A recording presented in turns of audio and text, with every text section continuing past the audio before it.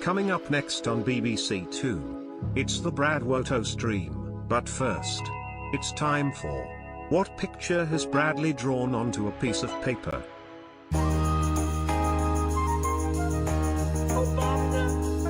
the fuck up, Bruce. I'm smarter.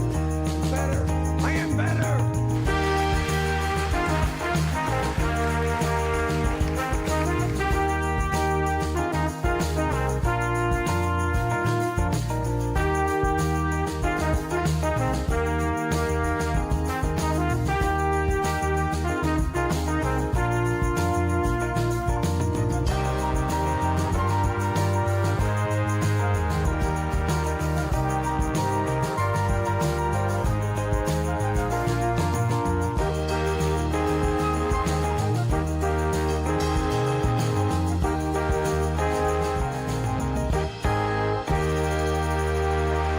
That's right, ladies and gentlemen, it's fucking time. Time for another fantastic edition of What Did Braid Draw? With your host, it's me. What did I draw on a piece of paper today? Give you a clue, it's not a masterwork. It is absolutely not a masterwork. It is not the best thing I've ever drawn. A full English breakfast is the first suggestion, you argue. Could it be Ghost Rider? Could it be Orc Shish? A triple triad Bahamut card. Gabe as BJ Blazkowicz gunning down Flatheads. A solid guess, because I definitely know what Gabe looks like. Okay, Big Smoke's order. Is this it? Bodes well, doesn't it? No one here today to vote on the one day where all we do is vote for things. It always bodes very well.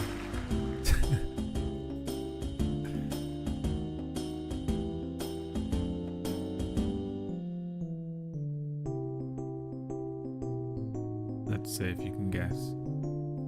What is drawn on a piece of paper for you today?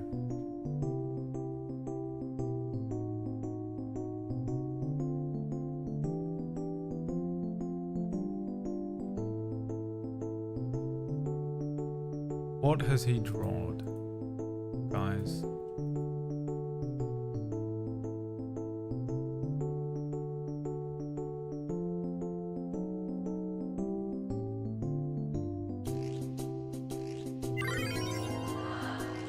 Hi, Phil. And I'm coming.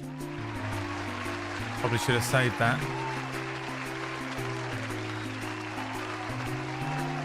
Probably should have saved that resub. We've got wheel spins that you can do today. But I'll take the money anyway. Thank you, my good friend. Oh, I killed Shadow. Killing him. Killing him. Keep forgetting. God damn it. I forgot again. Forgetful Phil, they call him. Thanks for the resub, old pal. I'll take the cash, don't get me wrong. Alright, you think I drew Gabe as BJ Blazkowicz gunning down at Flatheads. I can reveal to you now that in fact, what I drew was a Buster sword, and it says, Bustin' makes me feel good. Wow, my fingers go the wrong way. Bustin' makes me feel good, with a little smug smiler on there, a little one of these.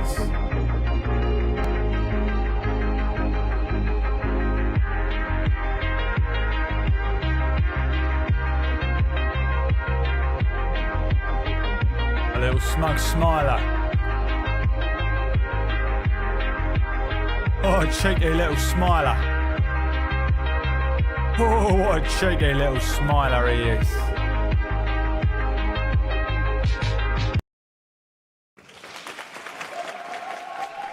buttons aren't working. Uh-oh. The old buttons aren't working. What a cheeky smiler you are, son. A cheeky smiler. Hi, everyone. Welcome to Das Stream. I'll tell you what, I am looking forward to playing more Wolfenstein. But I also picked up Man in the High Castle again, if you've ever seen that show. And, mate, they cooked in Season 4. I'm on Season 4 and they are cooking. I don't know if you've seen it. It's a slightly older show. It's a few years old now. So if you've seen it, you've probably already seen it. And I know it was like all the rage when it came out. But also I feel like you have to be over the age of 35 to even watch it and enjoy it properly, because, you know, I wouldn't have watched it when I was 21. But they cooked with Season 4. And from what I understand, that show went through like production hell. I think they had a different showrunner. Season 1 and the first part of Season 2 had one showrunner, and then he fucking quit. Then they had a different showrunner for the back end of Season 2. Then they had a different showrunner for Season 3. Then they had a different showrunner for Season 4. You can kind of tell as well. There was a couple of points. I only know this information because I suspected it. And I did a quick Google. I was like, what's going on with this? Because it's a really good show, and generally it holds pretty solid cohesion, like a family resemblance from season to season. It's cohesive and it follows. One of the things that I like about it, one of the things that I genuinely I'm happy about, I guess, that the show does, is it doesn't do that thing where it keeps introducing new characters every season and expanding the roster.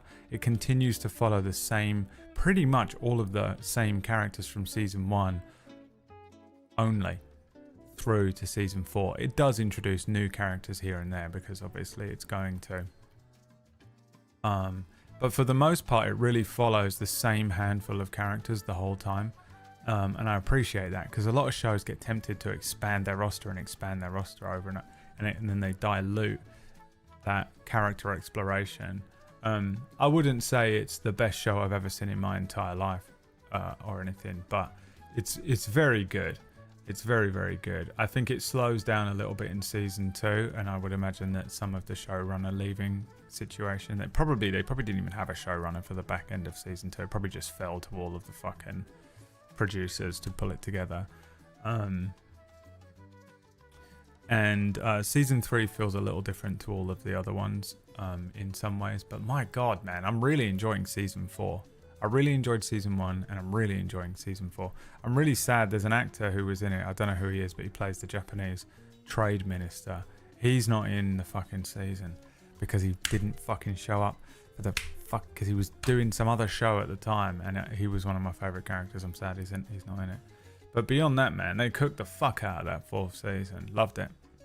Loving it. Still watching it. Really good, man.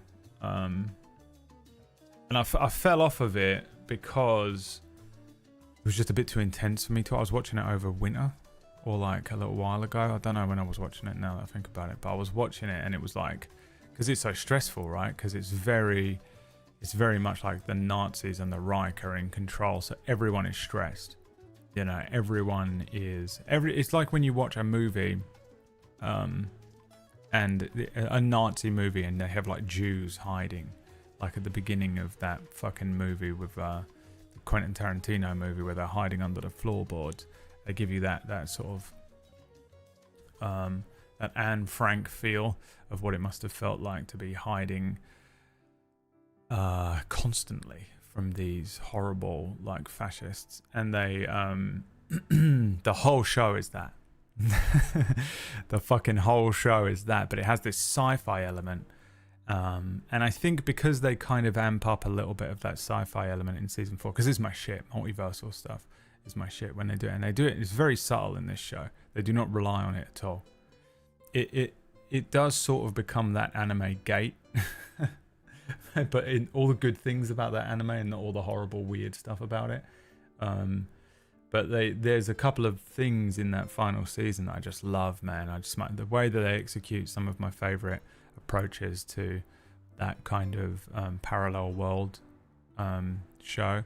I love it. I'm such a big fan of it. I love the way they did it in Fringe. There's a show called Counterpart, which I cannot believe they cancelled this show. It was so good. It was like a spy thriller, pretty similar, but leaned much more heavily on the sci-fi element. But they were all spies. And it's pretty reminiscent of that, this 4th season. Man in the High Castle, really good, man. It's fucking I love it, dude. Well in on it, but yeah, it's intense. It's pretty stressful. It is pretty rough to watch at times. Loved it. Really, they're cooking the fuck out of the 4th season. I know that I went off on a tangent there, but I was thinking about, first of all, I was thinking about Gabe. And I was thinking about how he is German. And how you suggested that he was BJ Blazkowicz and he was killing all of the people that he needs to ban in the chat room. And then that made me think about how much I'm enjoying Wolfenstein and I'd like to continue playing it, which I will do tomorrow. And I'm curious about what the other games in the series have to offer. I almost want to watch a video. I kind of almost want to go back and play like the OG Wolfensteins, but I think I might just watch a video. What happened in the first ones? I kind of wish that I'd done that at the beginning of this, to be honest. And then it made me think about Man in the High Castle. And now I want to watch World War II movies. They just released a new one, didn't they? Operation Mincemeat. I saw it. It popped up on my Amazon Prime and I was like, perfect. I'm going to watch some World War II. I'm going into my World War II divorced dad era. I need a girlfriend or a boyfriend. I'll take any. Just, can we get one? Can I get one delivered? Because I'm about to hit that World War II dad era, which is one step before the Roman Empire, and then it's all over. You've become a meme. You become the very thing you swore to destroy. It's not true. I am the creator of memes.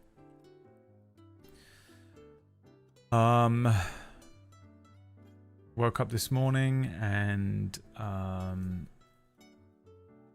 thought it was very, very early. I was like, oh no. I feel fully awake. You know when you wake up and you're like, oh, I actually feel like I'm fully awake and I'm not going back to sleep right now. And I looked at the time and it was 9:30. I actually kind of got some sleep last night, which is bizarre. So I don't feel too bad. I actually feel a little bit rested for the first day. It's like that I've had maybe 5 nights of sleep where it feels like I actually got actual rest from some of the sleep. I did wake up at one point last night because I'm too old now. I think because I'm on so much medication, I need to pee so badly in the middle of the night. TMI, but I need to pee so badly. I wake up in the middle of the night now. I mean, this has been happening since I hit my mid-30s regardless. The inability to make it through the entire evening without pissing. I'll tell you what, enjoy it. If you're young and if you just go to bed and you wake up in the morning and then you pee, that's the best, dude. It's been so long. But I needed to pee so badly, and I think because I'm on medicine, because you got, whenever you take anything, if you take a fucking 1/2 of a paracetamol, you need to wake up in the middle of the night and pee. It's just part of it. But my god. But yeah, I slept all the way through till like 9:30 this morning, and then almost threw up. I woke up and I texted Liam and was like, hey, do you want to go for a walk a bit earlier today? Because I just have some stuff I want to do and I want to get back in time to prep all of this. And he didn't respond, and I was like, oh, it's weird. It's a Sunday. Don't know what he could possibly be up to. A couple of hours later, I was like, hey, do you want to you good? He didn't respond, and I was like, fuck, he's done it. He's done it. He's done. He's fallen over in the shower and he's hit his head. He's dead. His WhatsApp wasn't working. His WhatsApp wasn't working. I thought I was going to have to go knock on his door. I was like, oh Christ, I'm going to have to go and find his corpse. That's just what I need. That's just what I fucking need. Go and find his fucking corpse. Oh yeah, my friend is he's dead. My only friend is dead. Yep. I want to play I want to play Black Myth Wukong. I think I'm probably the only person in the world who's interested in playing it. I haven't heard anything about it so far, but I am. I'm kind of up for playing it, and I think I might play it. What do you think? Can you afford it? No, I can't. I can't afford it. So we should probably spin the wheel today, huh? We get some wheel spins. Listen, okay, shut your mouth. We're gonna go ahead and play this D&D game today. If you're here for, you like D&D, there was a new episode of Oracle's Rest last night on Table Story, which is a big game with all of my friends in. The new episode of that will go up on Table Story tonight. There's also Cura, a game that I run on Tuesdays. Yes, Wolfenstein after or before Wukong, though. Well, guess what, Plumrug? We've been playing it all week. And you've been here. So what do you think?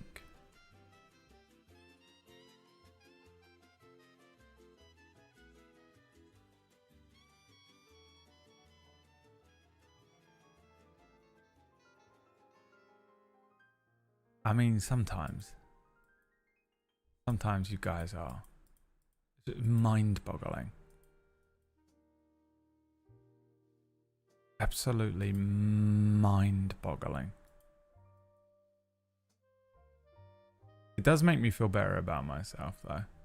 Because I sit here some days and I'm like, oh God, I'm so stupid. I'm such a big, fat dum-dum. All of my friends are like hyper intelligent, and I'm like, I know different shapes. I know 3 different shapes. And they're like, really good, Brad. You're really fucking. And then you lot come in here with shit like that. And I go, you know what? I might be dumb compared to my friends, but my God. Plumrug needs to go back to bed. Plumrug, you need to go back to bed, mate. The shame of it. The absolute shame of it.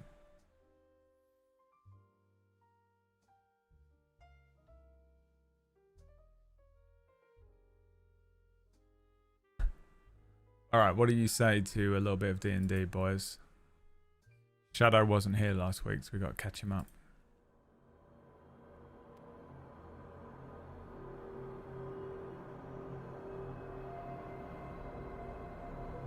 Under a tiny world will take a person only a matter of weeks to travel from one side to the other.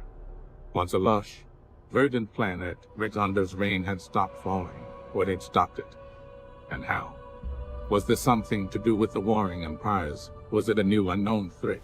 Or perhaps it was the new Magitech and steam-powered technology from the Hutchtan matriarchy or Kosusiv Reinti. Long ago, the world was created as an experiment by the gods. They were trying to discover the most powerful species they could make. Just a fun game for them became our world as we know it, in the finals of the Kraven trials. Humans faced off against Noms. The humans won. In a final test, the gods pitted the humans against the dragons. The dragons tore the world apart, leaving magic unstable, destroying any semblance of society. Now, after 1,000 years, the Mans have rebuilt. 2 great kingdoms, constantly at war, and between them, the last forest. The only place of green in our dying world. And inside that forest, the last Nom. My name is Gary, and this is my story.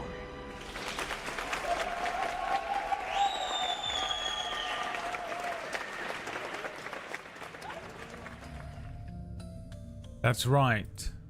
It is time to continue with our story. Gary travelled from the random position in the desert that he was in with the well, actually he didn't really travel anywhere. He was at the area where there were the large pillars of obsidian and sigils on them. he encountered the second lieutenant of Saber, the villain that we created a couple of weeks ago.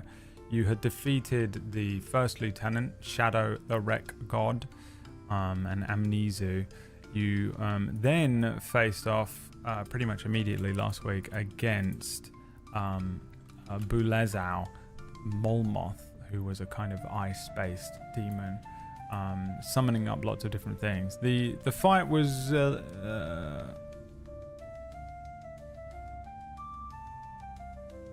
somewhat one-sided, I would say.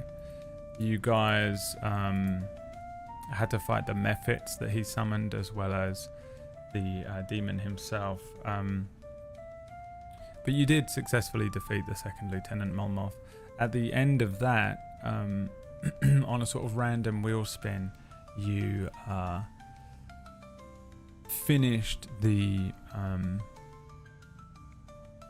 puzzle that was from like 3 weeks ago. There was all of these different pillars with moon. You had to block some moonlight out and it opened a door. That's what happened. You opened a doorway, revealing a desolate and empty mine underneath the desert here, which we then immediately procedurally generated. Everything that we're doing is procedurally generated. It's a procedurally generated D&D game. The desolate mine of Aksoon. Gary, Seg, and Smasher went down into followed these steps down into the mine, which is where we pick up today. The 3 characters wander into an ancient rare gem mine, operated once a long time ago from an empire known as the Thorosians.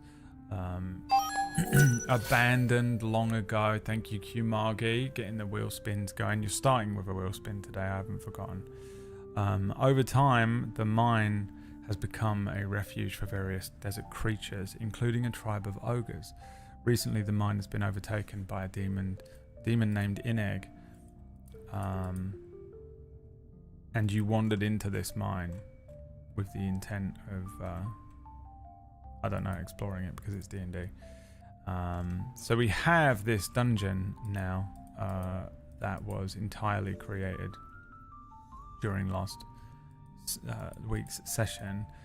We start today with a wheel spin though, because there was one ode, and I just want to note that there is some extra sections. Thank you, Daniel.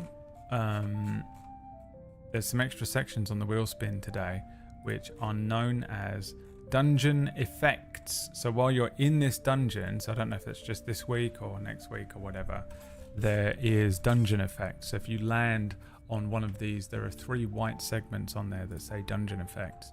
We then roll a d12 to get one of these random 12 dungeon effects that are on there. I don't know what's in here. There are 6 positive ones and 6 negative ones. That's what I do know. So that's what we've got going on. So when we spin the wheel today, and for the, however many weeks, I don't know if you're going to beat this whole dungeon today, or you end up, being here for weeks and weeks and weeks, because it's very random, this game.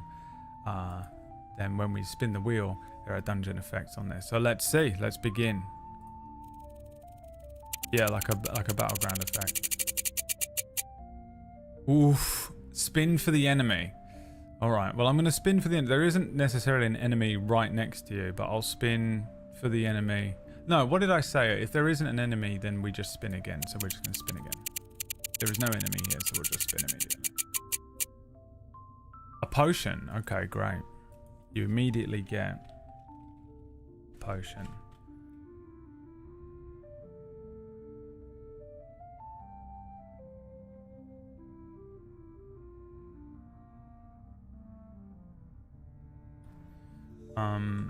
Okay.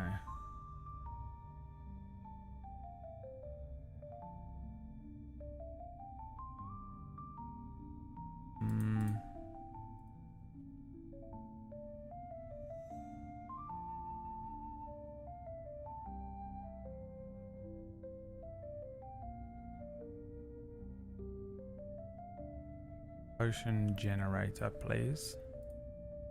Why isn't this working? It's annoying. Alright, I'll use this one for today. 1D100. 74. Potion of invisibility. Fuck yeah. So we start the day.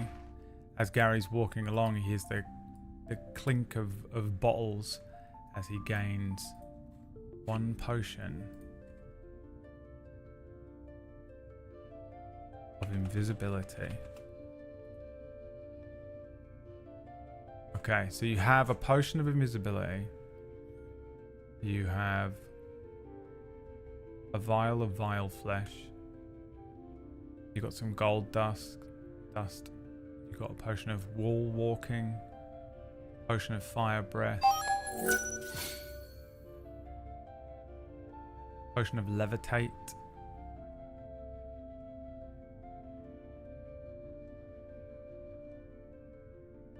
Some good items. Shadow, thanks for the 2 gift subs, my friend. Let's begin. So the 3 party members now step into this desolate mine, stepping down the steps covered in sand, sand sort of sifting down through this sort of partially collapsed entranceway. Large debris, boulders, broken, more of these kind of obsidian obelisks block parts of the way. They have to move around and climb over parts to climb down and into the first chamber here.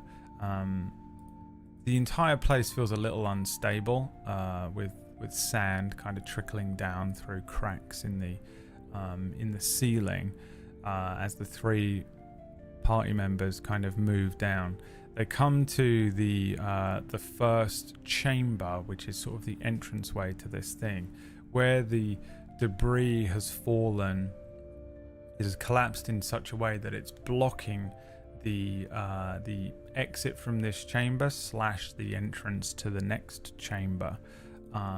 You can see that it is mostly rocks and sand, but there is one of these large kind of obelisks that's tipped over and blocked a pretty decent chunk of this. I guess what does Gary do? We just jump straight in here with what does Gary do, because the entranceway is currently blocked. The entrance is blocked by debris. What does Gary do? The choice is yours, chat. Taking suggestions from the chat room.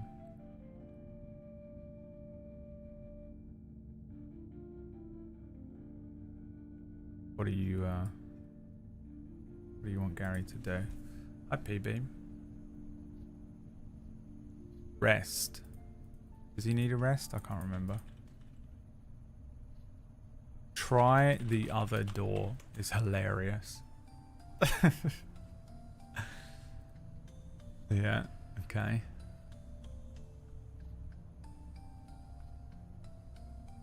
Any other suggestions? This is the part where you need to suggest, chat. Otherwise, I'm just playing D&D by myself.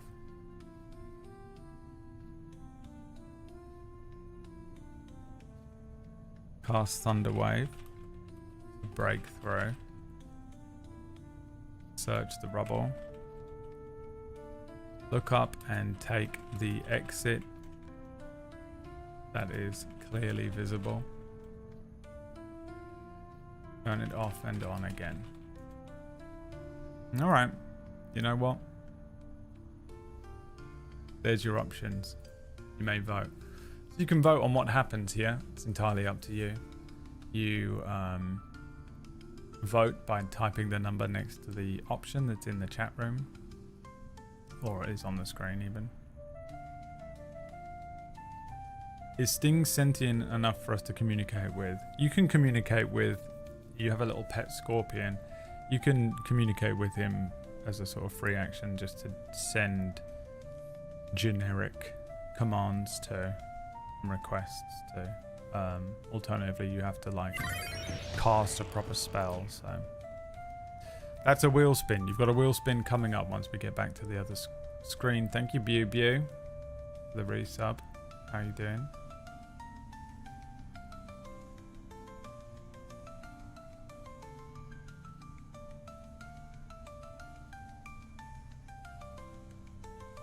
The choice is yours. What would you like Gary to do? Rest. Okay.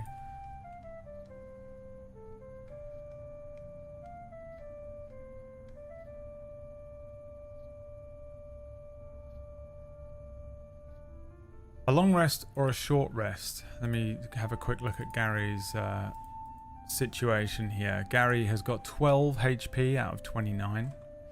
He's got 1 wild shape left. He's got a full complement of spells. He's got all of his spell slots. Not much HP. All of his hit dice.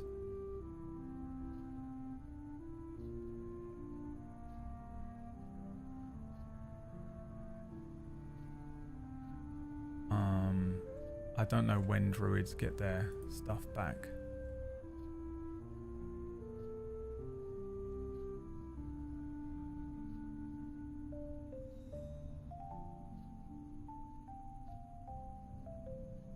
Short rest, he gets his wild shapes back. I'm assuming spells on a long rest.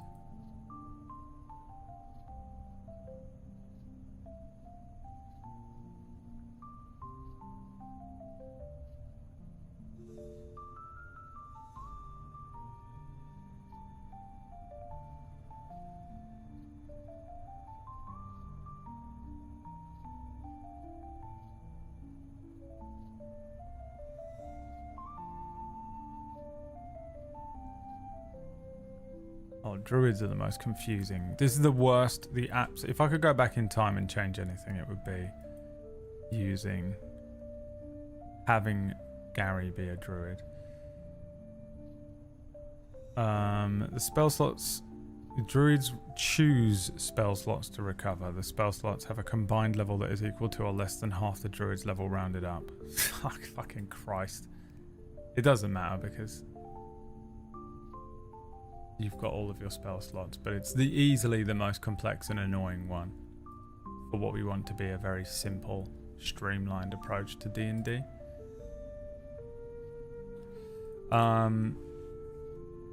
Gary turns to Smasher and to Seg and says, I think we should take a short rest. A long rest. Seg says back, alright, I'll set up the camp. He starts setting things up. They back themselves up against the sort of blocked entrance exit way, and just set up a small kind of area where they can begin their rest.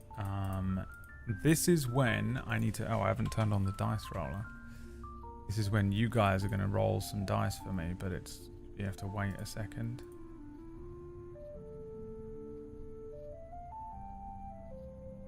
I haven't actually turned on the dice roller yet.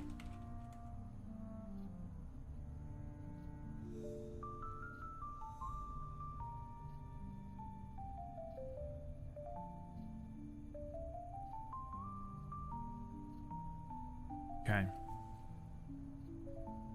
I need you guys to roll me a D20. And I'm also going to spin the wheel. We'll take the first number rolled. Exclamation point roll D20 in the chat. Something good will also happen here. Something good will also happen.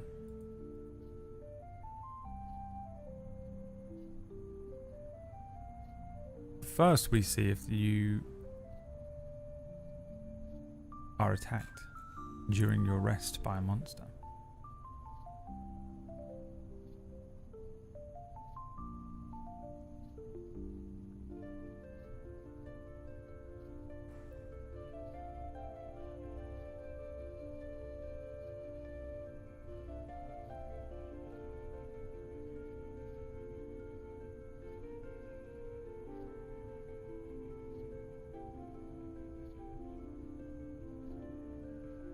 You've rolled a 4. That actually is not an encounter. So you will not encounter a monster during this long rest. I think that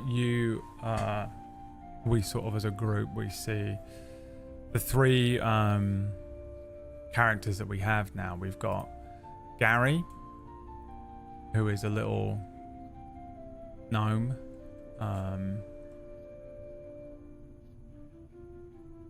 Where is Gary's artwork? Why does it no longer exist?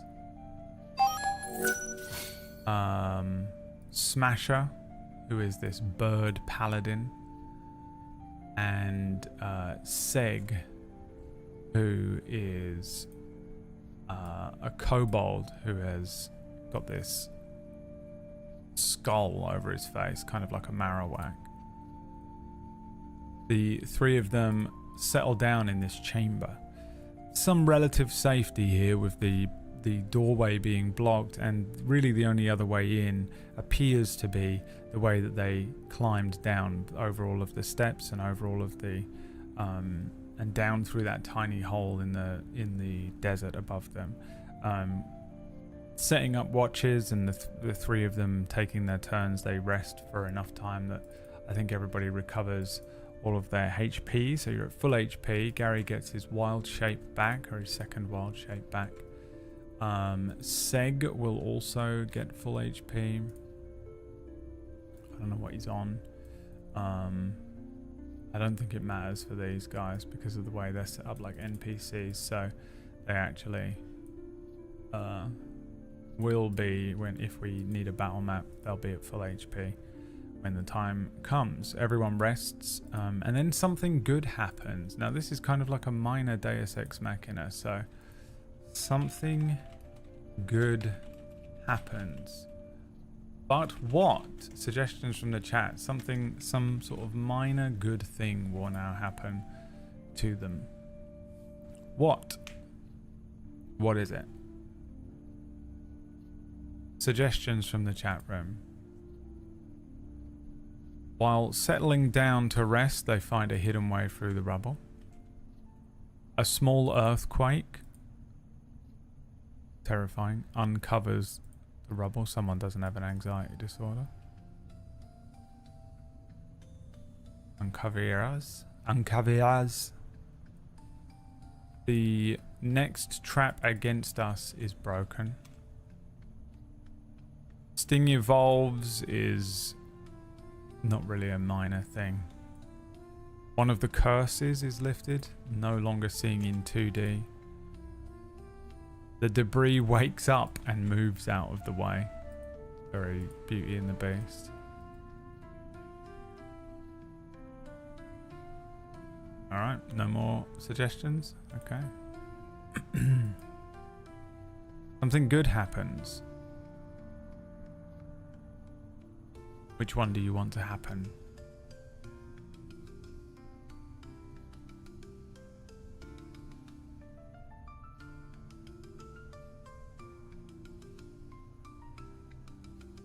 Every single one of you sweaty tryhards here.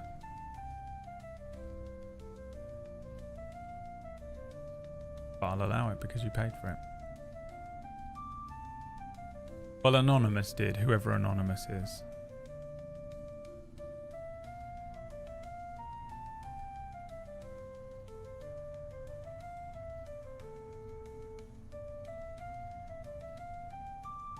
Anonymous.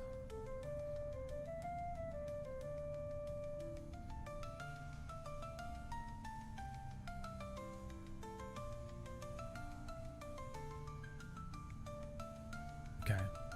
No longer see in 2D.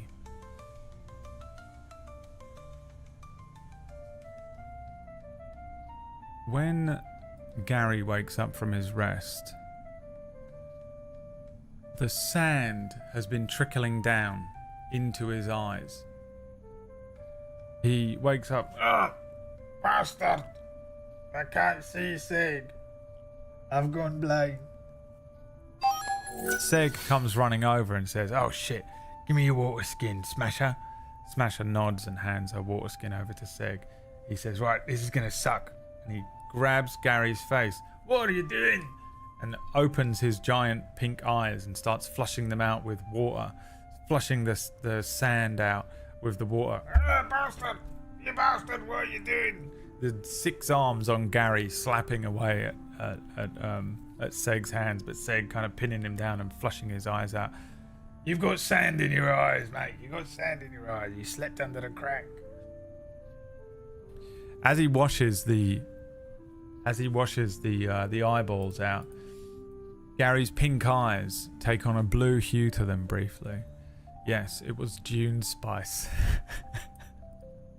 He got a little sprinkling of Dune spice in his eyes, washing out the sand and the spice.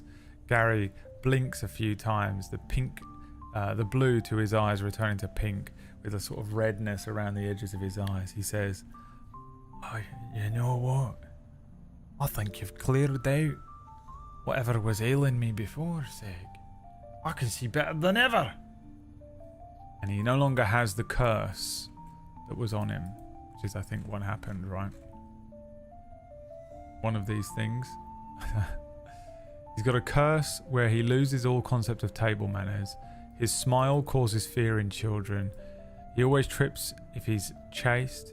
And any water carried by Gary, I forgot about this one, that would have been devastating if he had used his own water skin.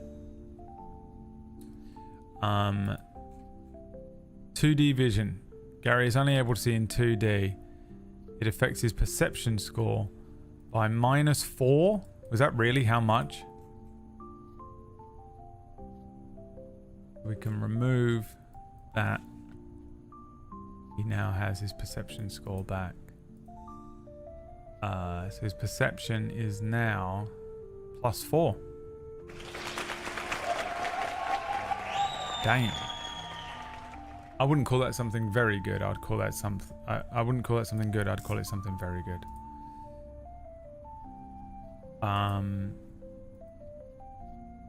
Okay. Well, we still need to figure out what you want to do next. There is still the problem of the doorway. The doorway is blocked by debris.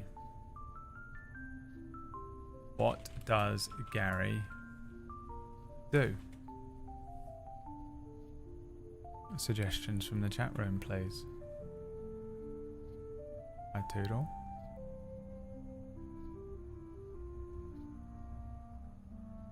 Examine the debris. Will moving it cause a collapse? Any other suggestions? Now's the time.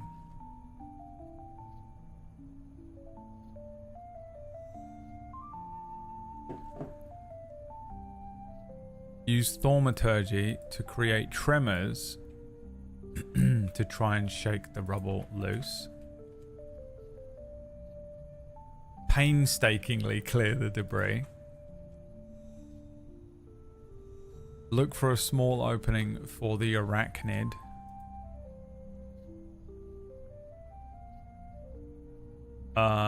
Shadow, it's just the same, isn't it? It's painstakingly. Call out, see if anyone's on the other side. Simply just try and move the fucking debris. Ask Sting, the scorpion, to find another path. Okay. The choice is yours, chat. The doorway is blocked by debris. What does Gary do? The choice falls to you. You can vote by typing the number in the chat room next to the thing that you want to you want Gary to do.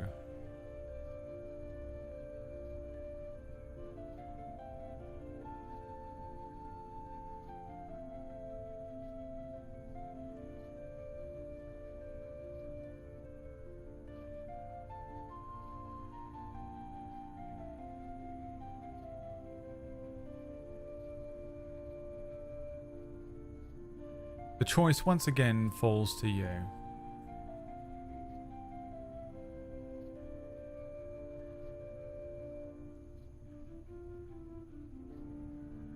Examine the debris. Will moving it cause a collapse?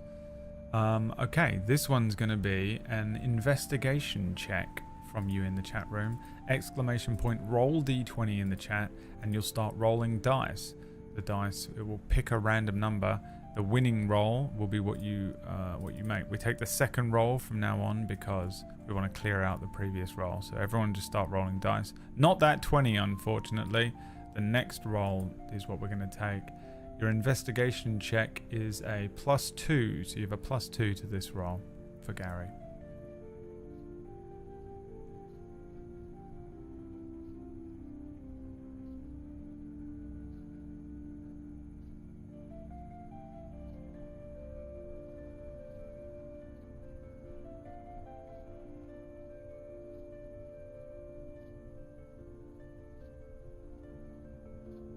A 14 +2, 16. Let's see here. Entirely procedurally generated, this game is. You have to beat a 13. So Gary starts looking over this rubble, trying to figure out if clearing it will cause some sort of collapse, if it could be dangerous to do so. Gary spots two things, I think, on a 16. One, that there is potentially multiple ways through this. It's possible that Gary and Seg, maybe not Smasher, could squeeze through some of the gaps in the debris and actually just kind of pop through. It's also certainly possible to move some of the debris out of the way without causing any sort of collapse here. But obviously the debris is quite heavy, so someone with significant strength would have to do it. Gary has a -2 to strength. Seg has got a -2 to strength. Smasher's got a +4 to strength. The options here are essentially that each party member can try and make checks to try and break through. Either strength to try and lift the heavier rocks, dex to try and squeeze through, but it won't cause a collapse. Let's keep some of these. Thaumaturgy to create ground tremors. Clear the debris, strength check. Look for a small opening for the arachnid, you can do that. Call out, you can still do. Move the debris, it's the same thing, isn't it? See if Sting can find another path. Any other options here? The options are this. Strength athletics. Dex acrobatics. To squeeze through. There's your options.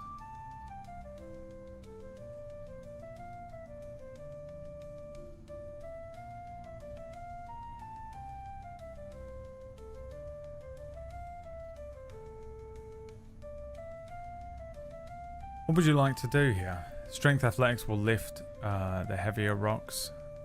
Dexterity to try and squeeze through. Alternatively, you still have the options of the other things suggested by the chat.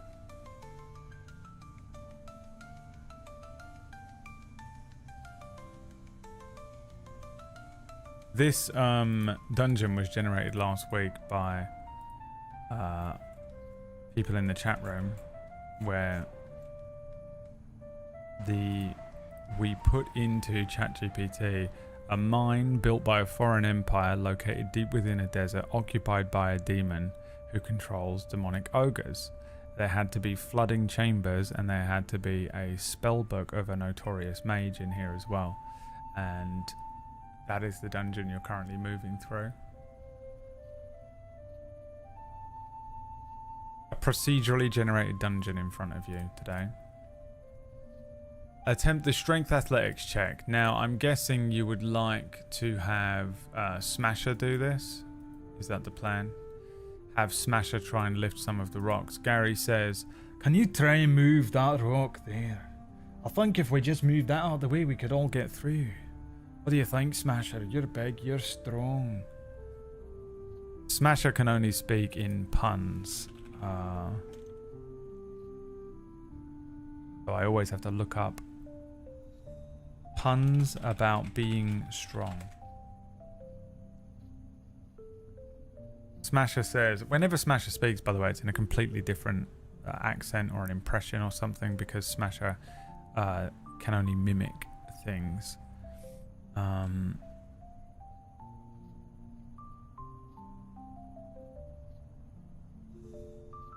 So Smasher says, working out my abs is such a waste, and then points to her waist, of time.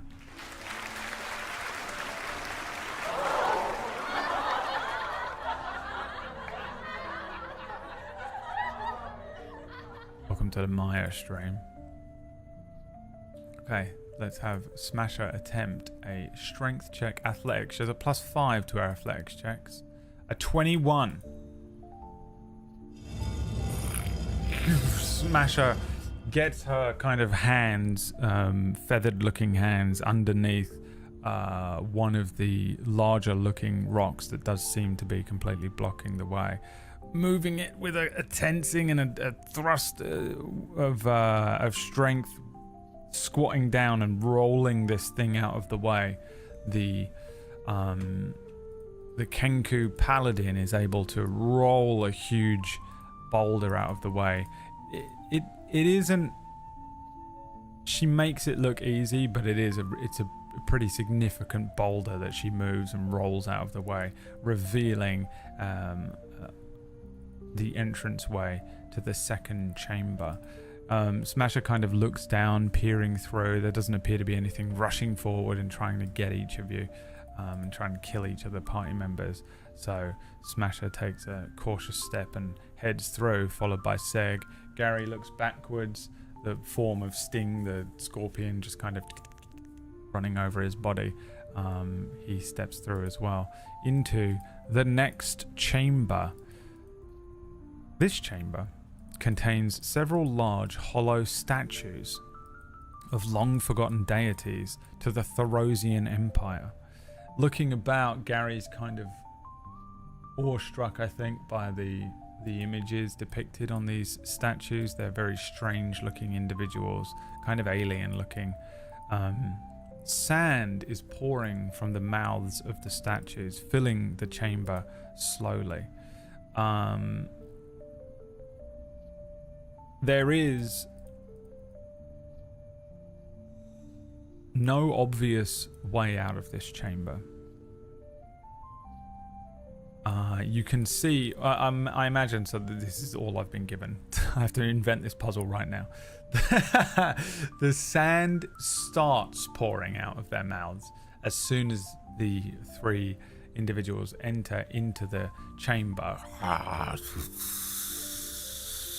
Pouring down onto the ground.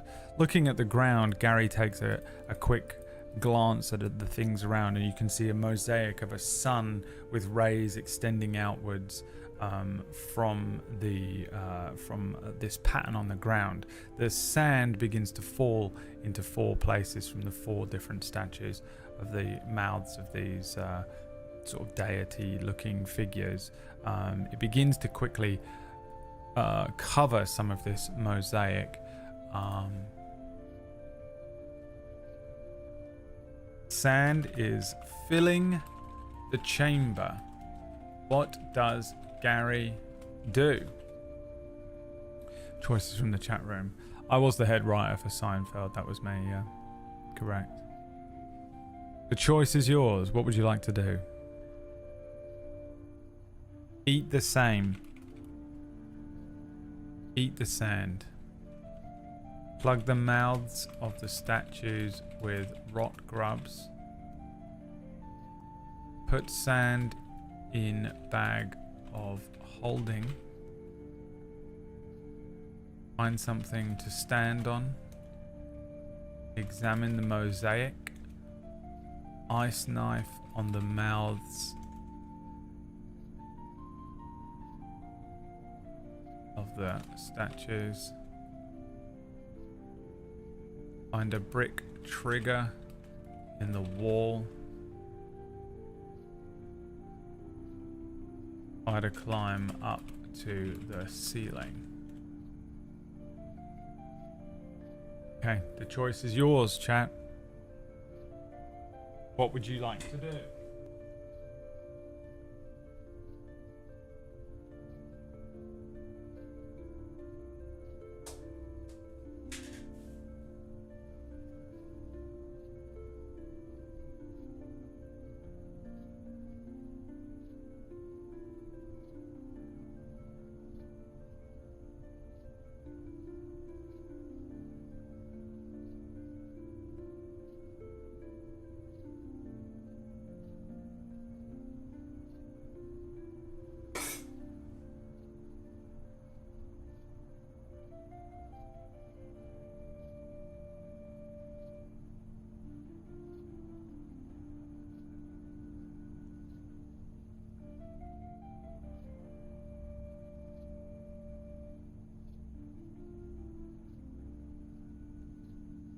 Don't judge me, I have to keep eating because I'm rapidly losing weight and it's terrifying. Examine the mosaic. Okay.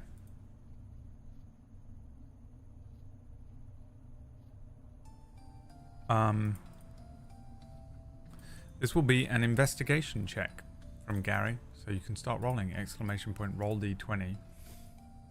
+2 to your investigation check on Gary's sheet. And we take the second roll.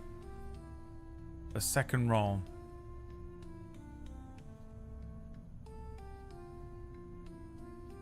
Not that 10.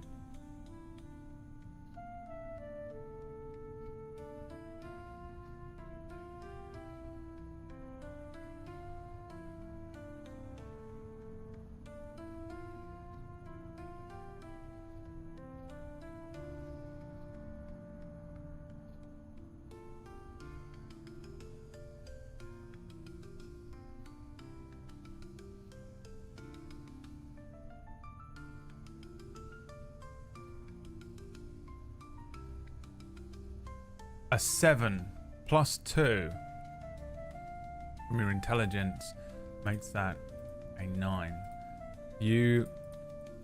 Gary quickly sort of scurries across the chamber, looking over the image of the mosaic. It's lots of different colored tiles on the ground that kind of clearly make up this image of a sun with rays of light extending outwards. Some of the rays go to the corners of the room, some of them go to the middle parts of the room. They don't really seem to indicate anything to Gary that makes an immediate answer to this puzzle, to what might be going on here, but it is very obviously kind of laid out. He looks up at the statues where the rays connect with the statues. It doesn't seem to mean anything to him. In a sort of confused panic, he just starts moving around on the mosaic, seeing if anything necessarily happens.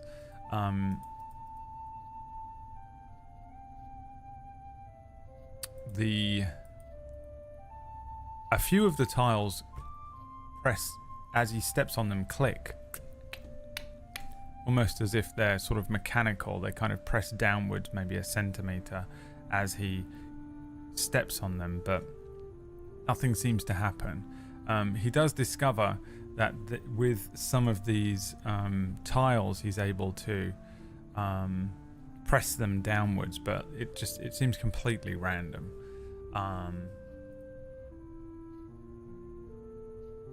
Sand is filling the chamber. What does Gary do? I'll leave some of these in here, I guess. Eat the sand could be in there. Plug the mouths with rock grubs. Find something to stand on. Examine the mosaic you've done. Ice knife. A brick trigger you don't need. What else? Any other suggestions?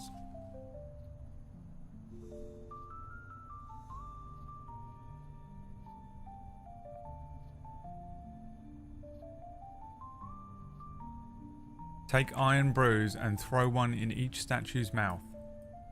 Oh, and the poll has begun.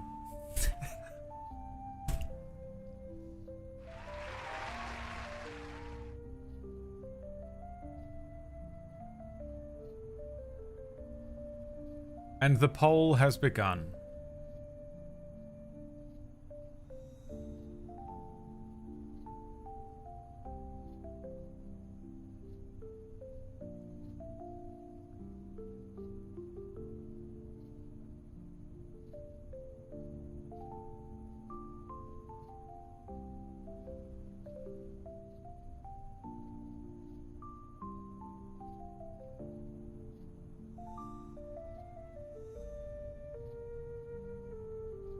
The room filling with sand.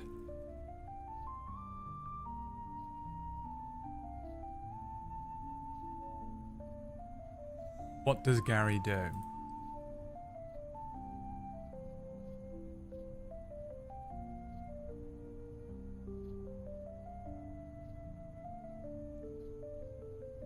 The choice falls to you.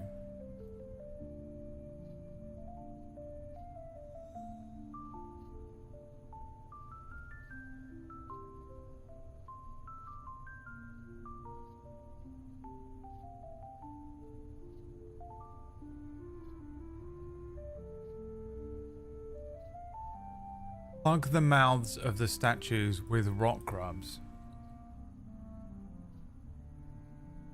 Gary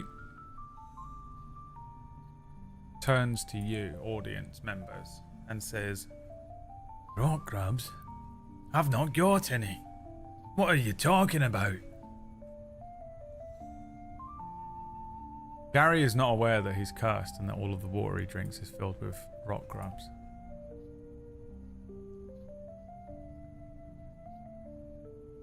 Of the rooms filling with sand, just one, wouldn't the weight of the sand press all of the tiles down, opening the door?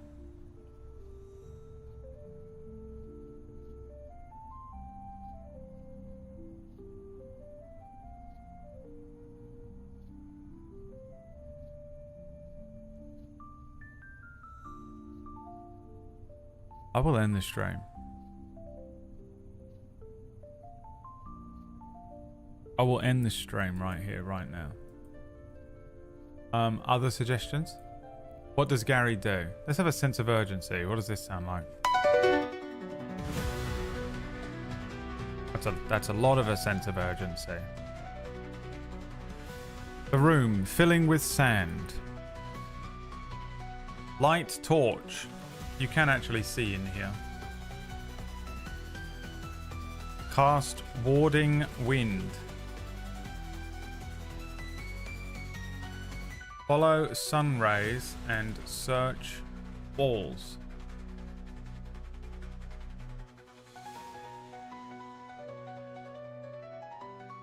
The room is now filling with sand. It's beginning to get difficult to see the mosaic on the ground.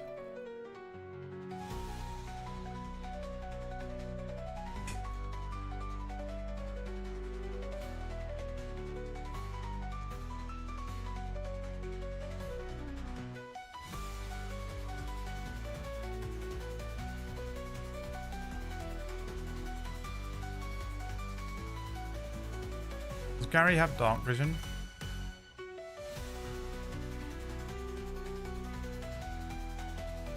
Yeah. I don't think the other two do that, do they? Yeah, Seg does. Smasher doesn't. Smasher can't see anything. Stumbling around in the dark.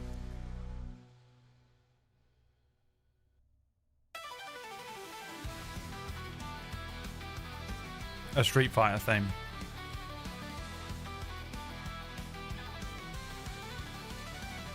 Round 1.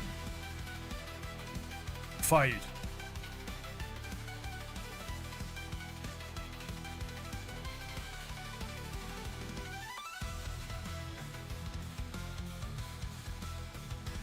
Follow the sun rays and search the walls. Okay. It's going to be another investigation check for Gary. A +2 to this check. From the chat room. Exclamation point roll D20 in the chat. to roll your die.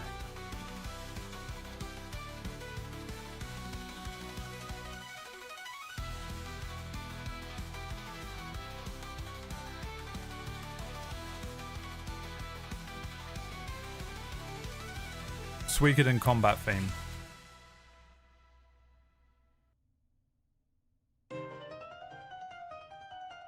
The room filling up with sand.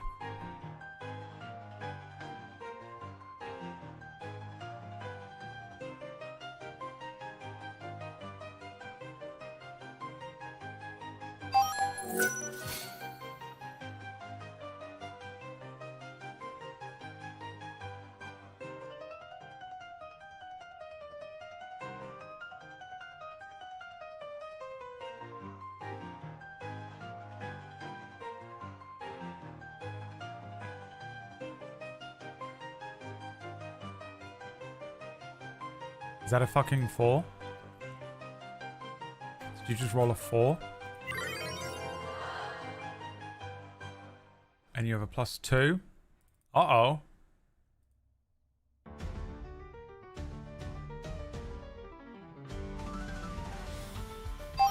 A 6! The room continues to fill with sand. Gary rushing to each of the sun rays where the mosaic goes, the different colored tiles that lead to the sides of the walls. He rushes over to each of the walls. His 6 hands begin pressing at the stone, the limestone that makes up the kind of walls here. Studying the walls, a few of them have some cracks in them. Some of them seem to be more sort of stone, built stone, but there isn't really like bricks or anything obvious that seems to be sticking out to Gary. He moves from one sun ray to the next, begins to lose the sun, and now he's kind of climbing over lumps of filling sand as this room begins to fill the mouths of these statues, now almost completely covering the ground itself. No obvious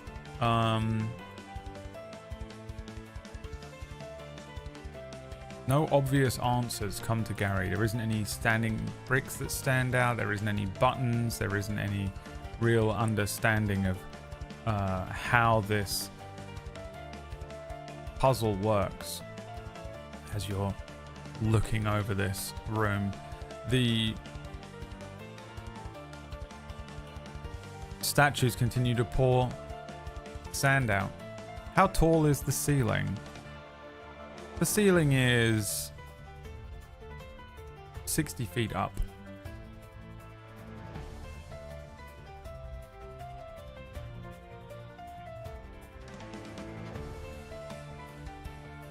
Kind of domes a little bit.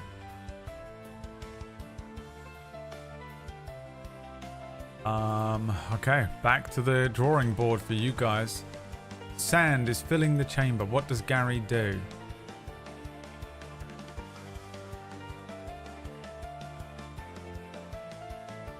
Anything up there? Just the ceiling.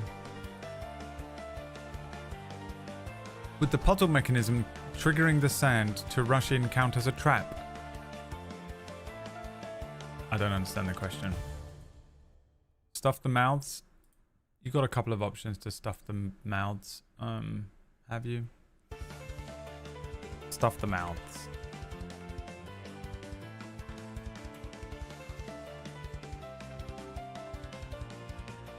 Alright. Kumagi, thank you for the 2 gifted subs there. Bobin, thank you very much for the sub. The Bobin.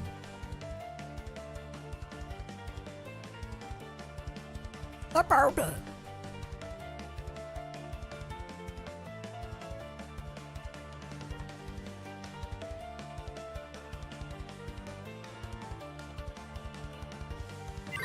Sand filling the room, now almost completely covering the floor, pooling at the 4 areas just underneath the 4 statues.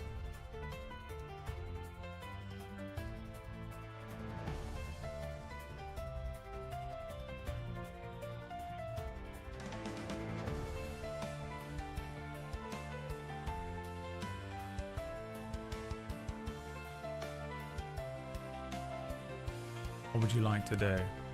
Launch an ice knife spell at the statues. Okay. Spells. Ice knife. Consume 1 spell slot. Ice knife. You create a shard of ice and fling it at one creature within range.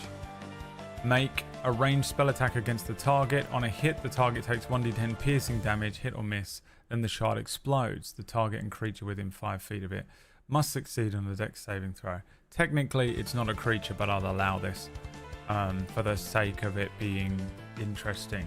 There is a moment where Gary summons up a shard of ice, and then he flings it with one of his 6 arms towards this statue, the sand falling out of the mouth of it. You see it strike the sand, the area around the mouth of this sort of giant limestone statue. For a moment it kind of freezes the sand a little, but not very much. Then it explodes into shards of ice that just launch all across this room. I'd go so far as to say this does absolutely nothing. Sand continues to fill the room. What does Gary do? Ice knife did nothing. Any other options? Go back into the previous room, see if that stops the sand. Describe the statues. Do they look the same? Yes, they look the same. What you're looking at is a strange sort of robed figure holding a sun disk above its head with its mouth open. Kind of a humanoid looking thing. Very basic, eroded looking, ancient looking statues with their mouths very cartoonishly wide with sand falling out of it. You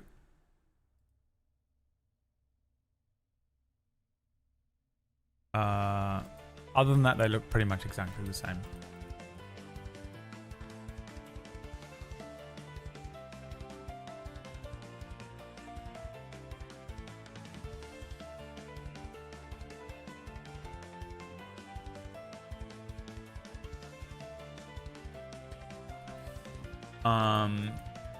Go back to the previous room, see if it stops the sand. The 3 individuals that are in the room, Gary, Seg, and Smasher, scramble back through the opening, moving one at a time to get through.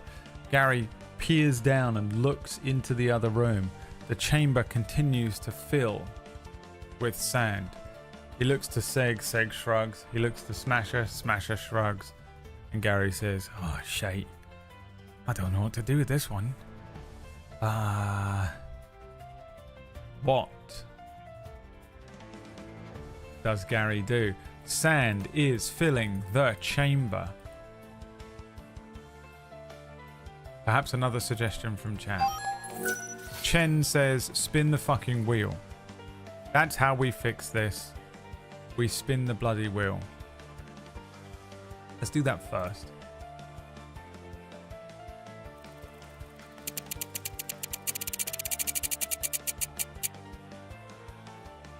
I don't know what that is on or why it isn't. What does that say, chat? It's the orange one. Wild Magic or Deus Ex? It's either Wild Magic or a Deus Ex Machina. I think it's Wild Magic. It's okay, Wild Magic. This almost is always just a curse, by the way. It's one thing I'm learning from the D10,000 Wild Magic Surge. I have a D10,000 Wild Magic. There is essentially the spell wind.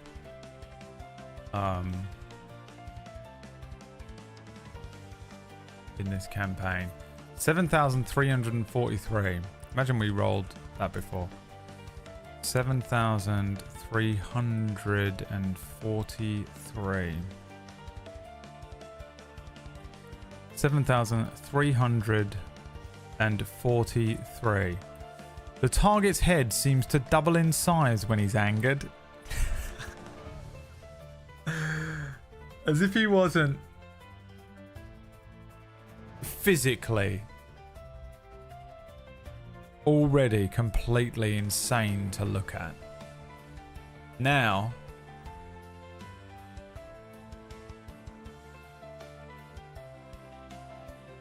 oh, great.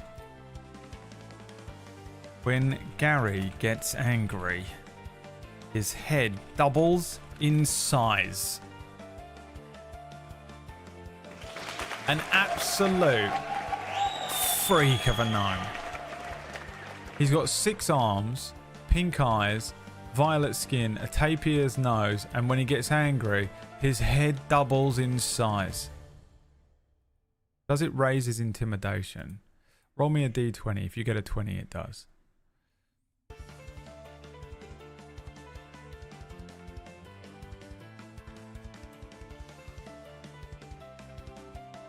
Take the second roll.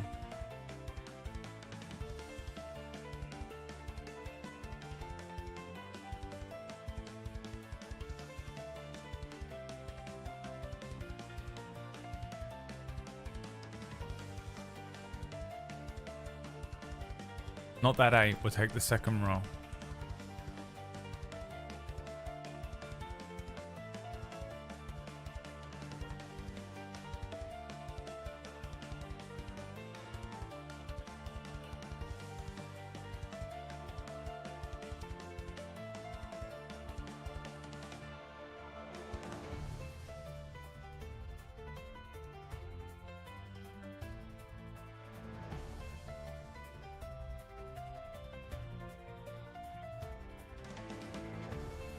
A 14, no, it doesn't raise his intimidation.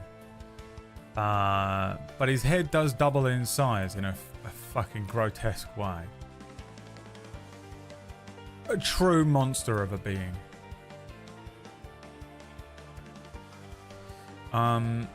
Okay. Back over here. Sand continues to fill the chamber. What does Gary do? Eat the sand. Put the sand in the bag of holding. Find something to stand on. Spider climb to the ceiling. Light a torch you don't need, you can see. Cast warding wind. Stuff the mouths. Look up to the ceiling of that room. Check for anything out of the ordinary. Plumrug is absolutely obsessed with the ceiling of the room. Share the potion of wall walking and march on through. There is no doorway that leads out of this place. I don't really know what that one means, but it's going in there.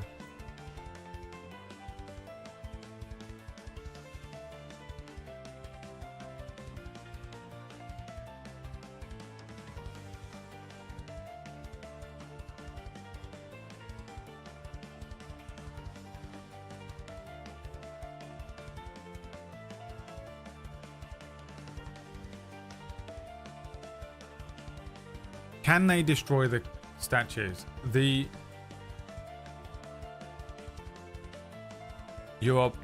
When you guys just put questions to me like that, there's really nothing I can do about it.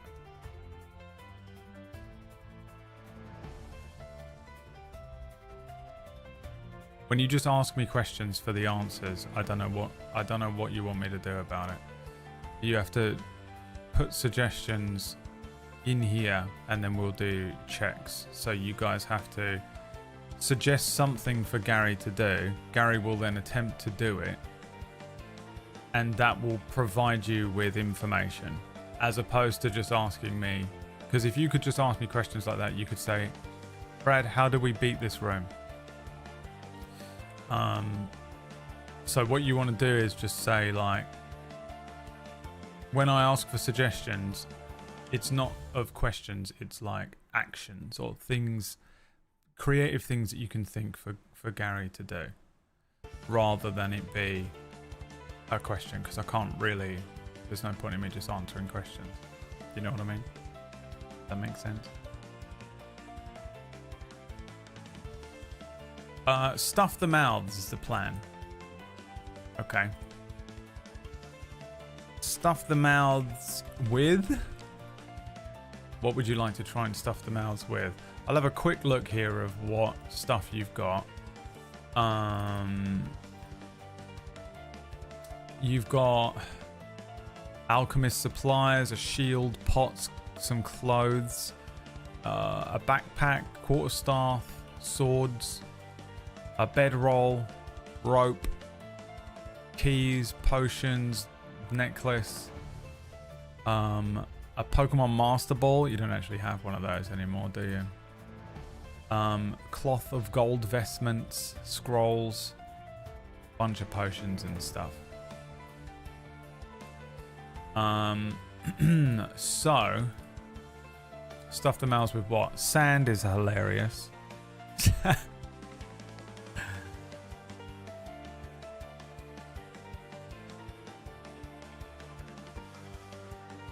Yeah, Justin, I think I came across as aggressive there, but I'm incredibly unwell. The Disby move. Pieces of rubble.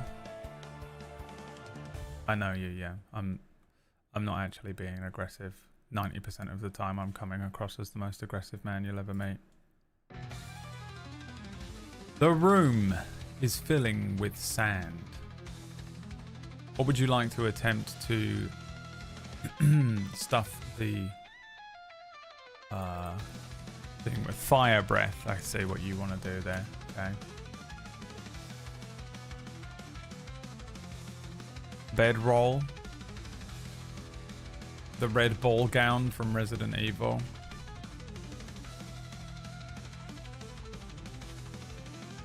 All right. Yeah, you're realizing now. You're understanding D&D now, aren't you? Where you're like, we're gonna stuff the things that are pouring sand out, and then you look around everyone. With what? And no one's got anything. No, we haven't got anything to stuff it with. Fuck.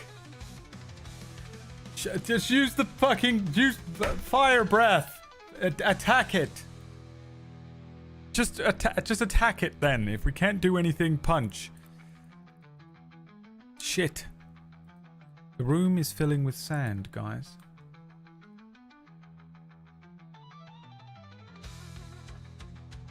Guys, the room is filling with sand.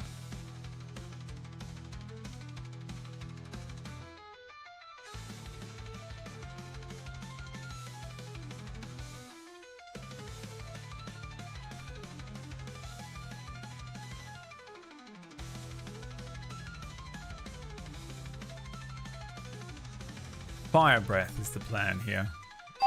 Okay. There is also the option of just spinning the wheel and hoping for a Deus Ex Machina or something good to happen. On the wheel spin, there are several different options. There are things like teleport and Deus Ex Machinas. But at the moment, while you're in the dungeon, specifically while you're in this dungeon, there are 3 white segments that are dungeon effects, in which we spin on another D12 table with 6 positive and 6 negative outcomes that could potentially happen while you're in this dungeon. So spinning that wheel while you're in this dungeon provides all sorts of extra shit at the moment. Just because I feel like it's fun to add things on the wheel. Temporary things for the wheel every now and then, you know. Chen, my son, thank you for the 5 subs, my friend. Your plan is to use fire, of course. How many potions of fire breath have you got? How many left? Because I think you had 2, maybe. This will be the last one. Okay. What is a potion of fire breath? Fire breathing? Potion of fire breath. Breath of fire. God, I want to play those games. After drinking this potion, you can use a bonus action to exhale fire at a target within 30 feet of you. The target must make a DC 13 dexterity saving throw, taking 46 fire damage on a failed save. Well, I would say it's 50 feet above you.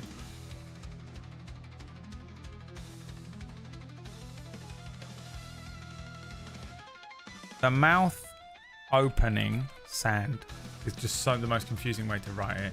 Is 50 feet above you. How do you blow fire that at this? Spider climb. Yeah, he has natural spider climb, right? Now, because you guys are broken as shit and still can't. Yes, because he's got 6 arms, he can climb up a wall. Seg fly, a dragon. Toss me. Alright. Those are the options. Spider climb up, have Seg fly you up, or Toss me. Seg. no, it'd be Smasher, wouldn't it? Smasher. Toss me.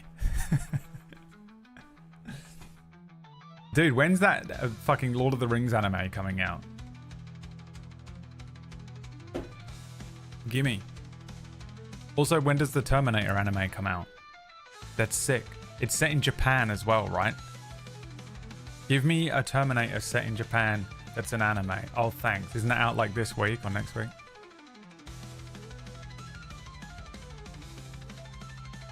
Yeah, PB. Look it up. There is a Terminator anime coming out like next week, I think. It's on like Netflix. And I think it's in Japan. I don't know any more about it because I won't look up stuff beyond that. Okay, you're going to climb.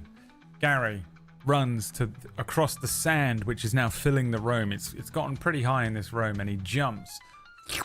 His 6 arms gluing to the wall. He looks like Spider-Man. Do you remember when it's called Man Spider, isn't he? Man Spider. Fucking the worst thing ever when Spider-Man turns into the Man Spider. This fucking thing. That's what he does. He jumps at the fucking wall like that. His fucking horrible 6 arms attached to the wall, and he climbs up. Halfway up one of his arms, drinks the potion, and maybe I have... No, I don't. That's a shame. I might have... I don't. God damn it. I'll just do... What I'll do is I'll do sound effects with my own mouth. A breath of flame launches from Gary's mouth towards where the sand is pouring out from the opening. The sand pouring out from this opening, as well as the kind of the front part of where this statue is, kind of melts a little bit, is what happens at first. There's like parts of it that kind of superheat, and then turn into kind of, yeah, molten glass. It does actually kind of seal this statue for a moment. Then there's a bit of a build up, and then the molten glass kind of breaks and shatters, and a burst of sand comes out, and it continues to pour. You've wrecked the top of this statue, but ultimately it doesn't do enough to hold back the full continual buildup of sand behind it. The pressure breaks through. Is this done? How long do you get this for? How long can you use this? The effect ends after you extinguish the fire 3 times, or when 1 hour has passed. So you still could use this within the next hour 2 more times. So just be aware of that. Each statue is holding a dish above their heads, a sun dish. Yes. Sand is filling the chamber. What does Gary do? Plan C. What else? Talk to the sand. Ask it to stop. Why you guys didn't just play? Next time when Gary dies, or when you complete this, remember that we must play a non-spellcasting, charisma-based character. Because you guys, spells are the most annoying thing ever. Because no one knows what they are. You know? You must only play a fighter. From now on, whenever I fucking run one of these, you play non-spellcasters and just charisma based, because you just try and talk everything out of everything every time. Go west. Punch the middle of the mosaic, which is now under sand. Panic and lash out. Submit to the sand. Accept fate. Rotate the sun dish. Use the crystal to create a black hole to empty out the sand. Okay. Can only fit 8 options on there, otherwise it goes off screen here.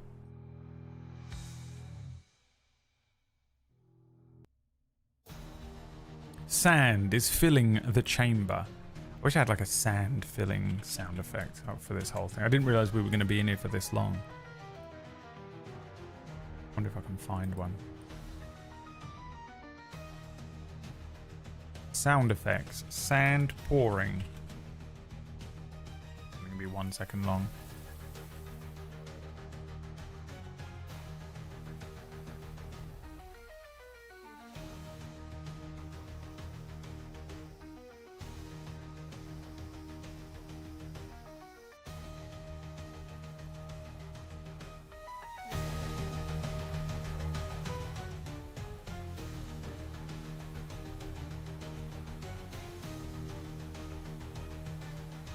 Oh wow, it's tan noise.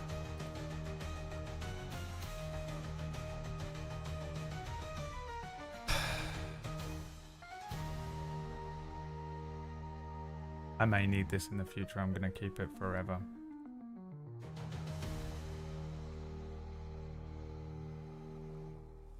Sand is pouring into the chamber. I'm going to attempt to rotate the sun dish.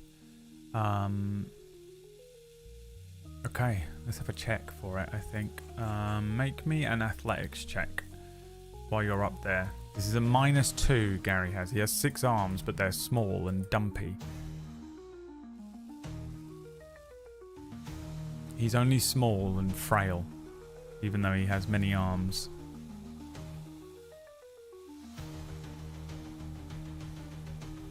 Take the second roll so as to flush out the previous rolls.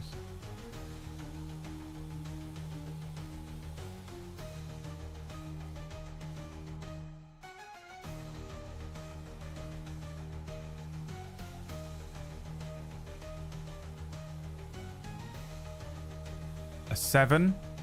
No. That's the first one. Okay, keep going. Keep going. You have to eat more, Ron. Is it Ron? What is that quote? You have to keep eating. It's drinking, isn't it? But who is it? Who are they?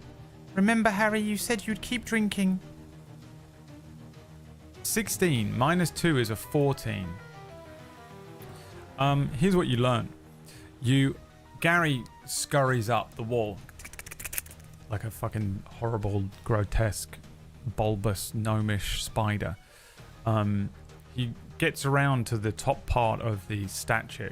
There's about maybe 8 feet between himself and the ceiling.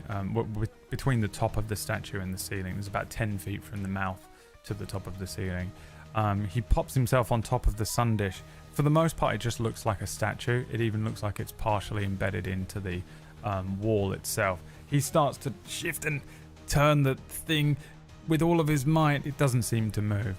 What you do get from this is that the sun dish doesn't move. This isn't a failure on his part to be strong enough to move it. It's just not mechanical in any way. It's literally just part of the wall, part of the statue. The sun dish has no bearing on the mechanical element of this puzzle, is what you get from that. Sand is filling the chamber.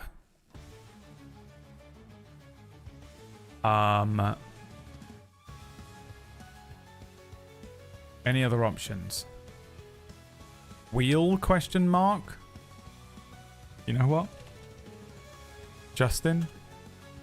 Sure. Wheel ? Why does it move? We will never know. We may never find out. Because Justin is insane. My name isn't Justin. Yes, it is. Justin SoFlo is such a 2010 rapper name. It's unbelievable. Bew's getting sick of this shit. Bew's like, fuck this.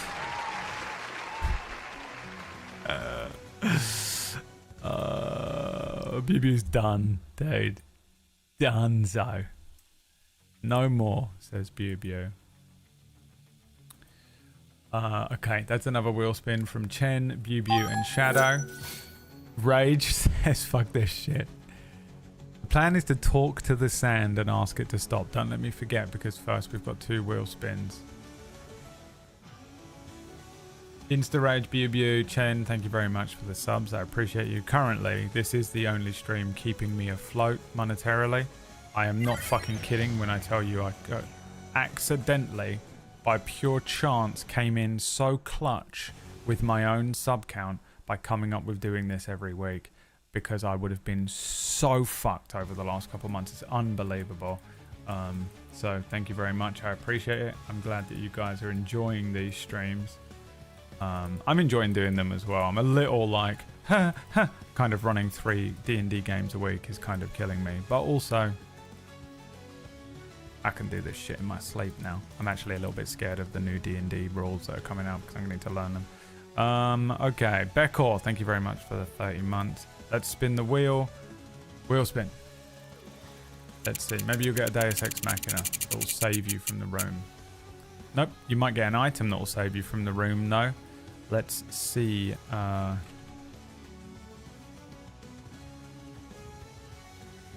see if...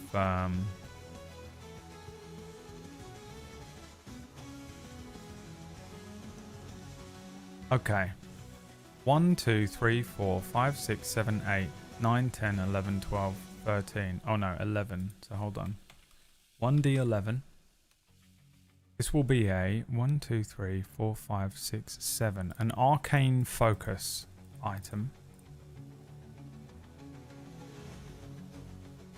The magical power level. 1, 2, 3, 4, 5, 6. A d6. 3. This is going to be power level medium.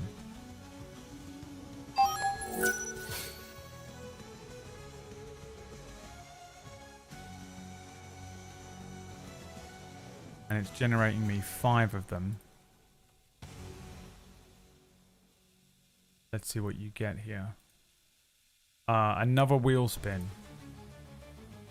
Coming up. That's generating an item for some reason. It's not done it yet. Are Lux's gift subs worth ×2? No, they're not. But you do get quadvantage on your next check. Okay, this clearly isn't working great. Alright, roll me a d20, chat. I'll use my old item table. I was going to see if you could pull out something something special here, but you're going to get a random item. And you also have quadvantage on your next check. The Time Dagger.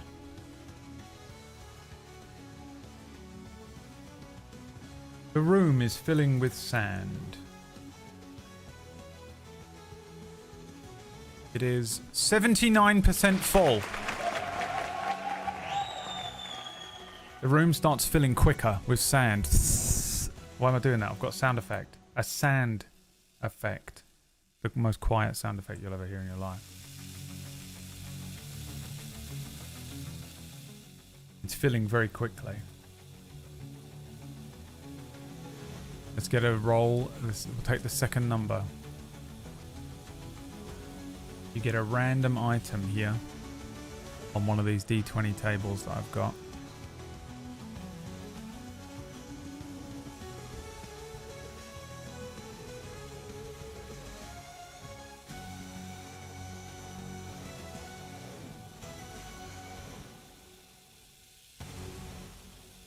A 6. Oh, bag of sweets, rhubarb and custard.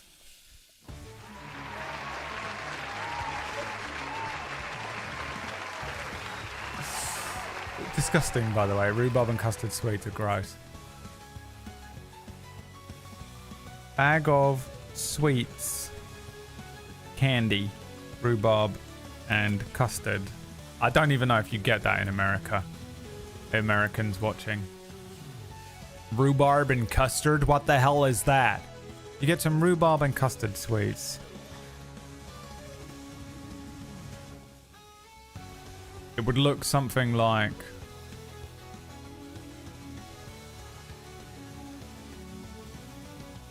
this. That is kind of activating my trypophobia for some reason. That's the mental state I'm in today, it turns out. Last meal. Food has come in pretty clutch for this campaign, that's true. Okay. Just materializing in his pockets because the spell wind kicks up. Rhubarb and custard sweets in Gary's pocket. He's frantically moving around the room, the sand filling the room. The room is now almost entirely filled with sand. And he... What's that? Oh, delicious. Rhubarb and custard, that is. Seg is like, Gary, do something. The sand. The sand. Smasher is just face down, floating in the sand. Fully dead. Now you have quad vantage on your next check. Thank you, Shadow. Thank you, Lux, for the gift subs towards another wheel spin there. You got some sweets and you got quad vantage. Can you wild shape? You can wild shape, yes. Would you like to? I don't know. Sand is filling the chamber. This is probably going to be your last chance to do something. You have quad vantage if it's a check of some sort. But what would you like to do? So there's plan C, talk to the sand, go west, we'll take out for now. Punch the middle of the mosaic, you can't see the mosaic. Panic and lash out, submit to the sand, use the crystal to create a black hole. Wheel, question mark, we can return. Fall back to the previous room. Accept failure. Any other options? I'll put in wild shape just for Dovus. Fire breath sand to make glass that can reflect light and reflect it to the hollow part of the statue.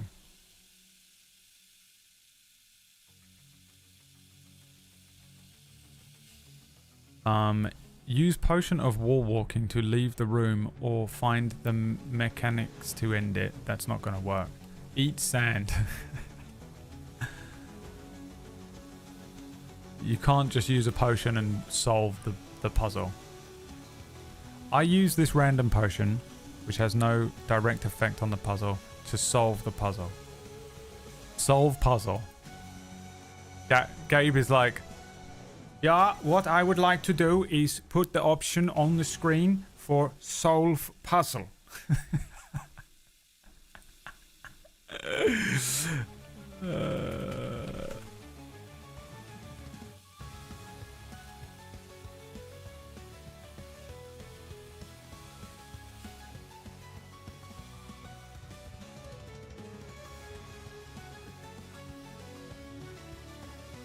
In a very non-German way, ich mochte das Rätsel lösen, ohne mich an die Regeln zu halten.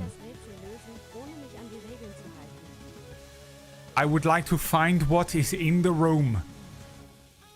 The most German answer.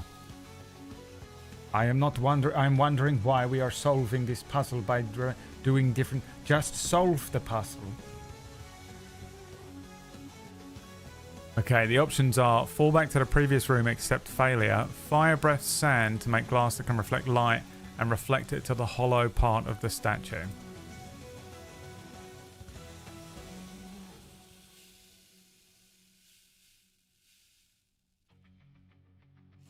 It's a deal breaker. Next person to break this, 6 or 8 will be the answer.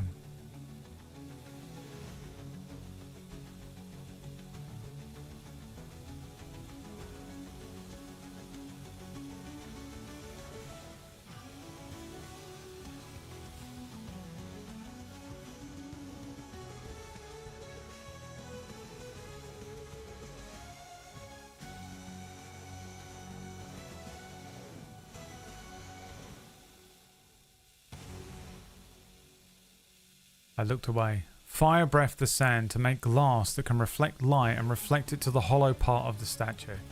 Is the plan here. The sand filling the room. Gary looking around, looking at the sand filling, and just another burst of flame, the second of 3 available to him. You see it rush, creating this kind of like molten sand across the room, the lumpy sand that's filling from the sides of the room are almost entirely filled at this point. A wash of molten sand, some of it crystallizing into glass, reflecting absolutely no light. There is no light in this room, which I told you. The sand fills the room to the point where you are now drowning.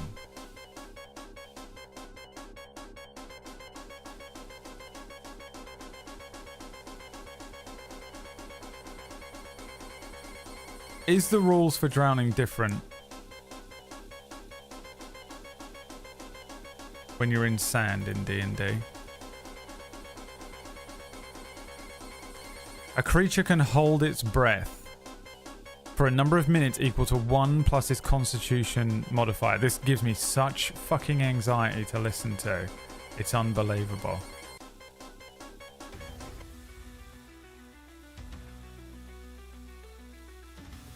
And you said it was light coming from the cracks in the ceiling?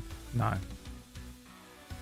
And if I did, I changed my mind. That's why I went through and said that Gary has dark vision so he can see. Seg has dark vision so he can see. And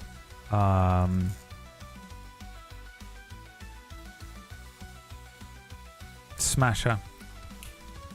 That's the delay. Count the seconds. Smasher is blind in here. Also, by the way, that would have done absolutely nothing. So either way, you're drowning. It would have done nothing. So you're drowning. You're drowning, I said. Oh.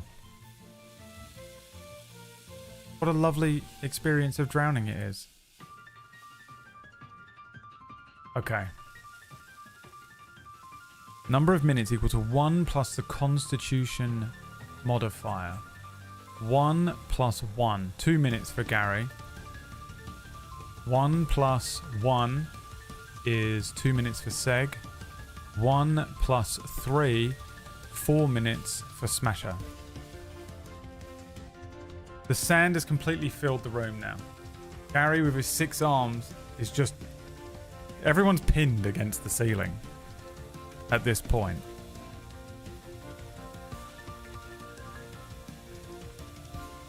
This one's good, this song. Everyone is suffocating and trapped inside the sand. What does Gary do?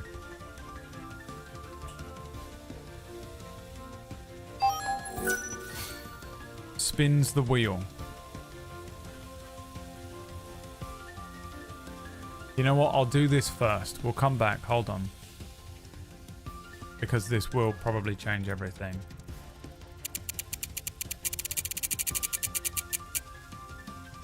Spin for companion. Okay. 1 for Seg, 2 for Smasher. Seg.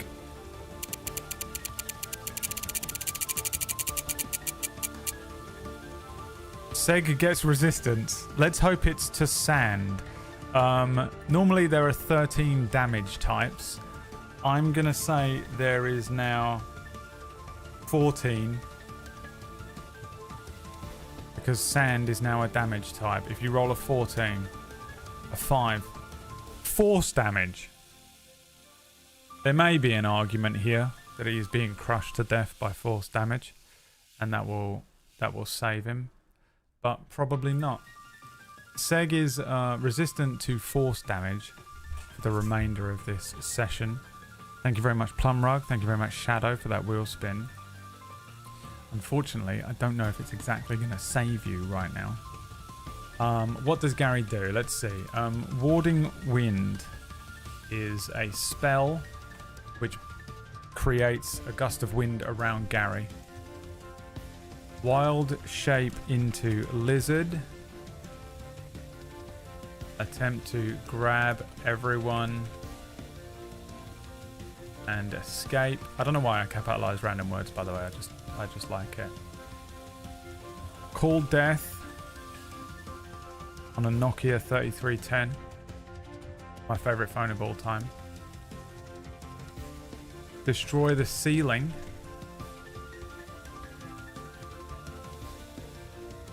Cast Thunderwave. Wild Shape into Giant Snake. And then again, attempt to grab everyone and escape.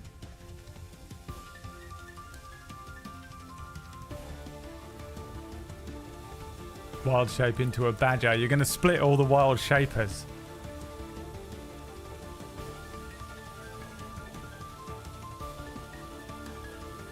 Eat sand. Okay. The choice is yours. Suffocating. Trapped. The chamber filling with sand. This is the song.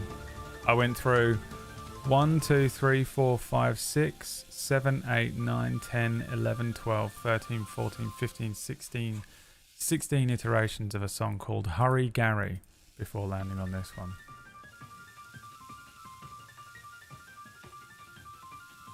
This is the exact level of panic I want from my music. My music, my life, my heart, my soul. My music, my everything, I give my all.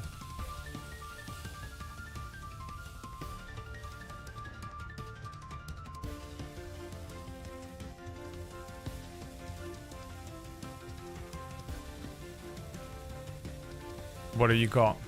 Wild Shape into Giant Snake, attempt to grab everyone and escape. I think this isn't going to work out for you the way that you want it to. Because I don't think Gary can turn into a snake. Doesn't he turn into Solid Snake? Isn't this... Oh no, he can turn into a constrictor. No, he turns into a constrictor snake or a CR2 Solid Snake. That's right. That could have been bad, dude. If I didn't see snake in this list, I wasn't going to allow it. Now, he can turn into a constrictor snake, which isn't a giant snake, though, is it? Oh, it is. Large. Okay.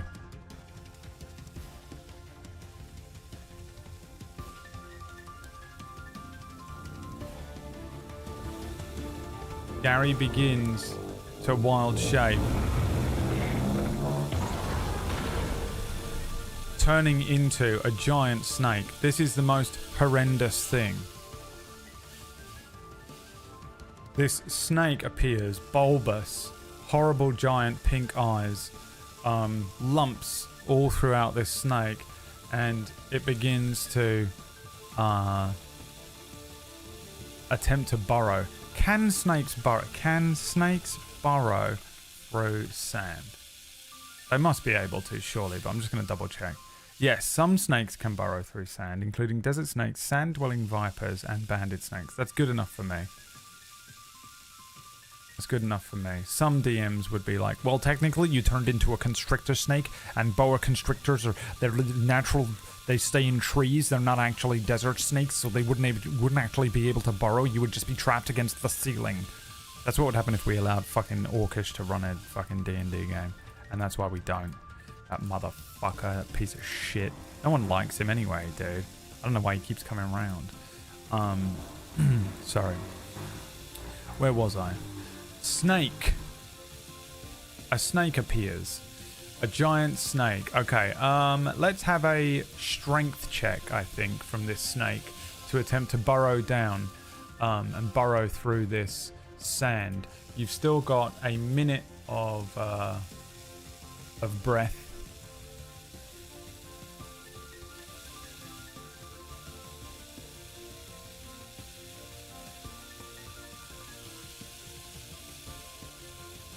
A minute of breath.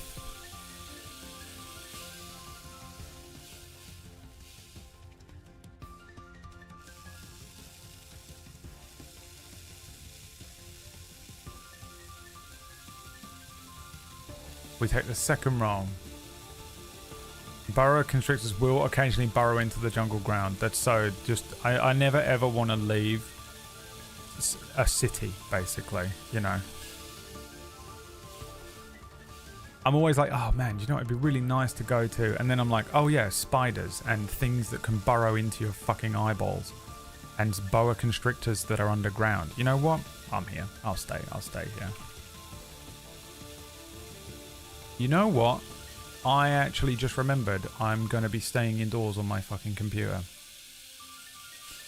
Oh, do you know what I just remembered? I'm going to be staying indoors on my fucking computer all fucking day. And never bloody leaving.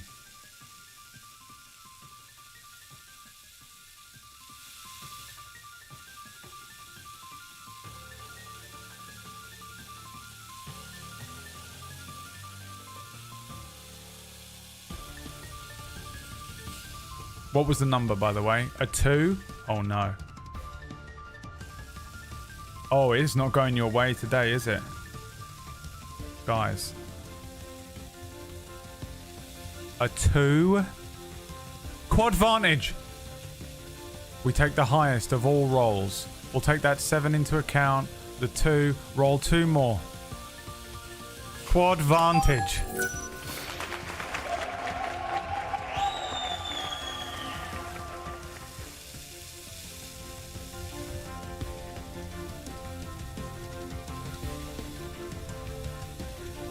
An 18. Keep rolling. See if you're getting that 20.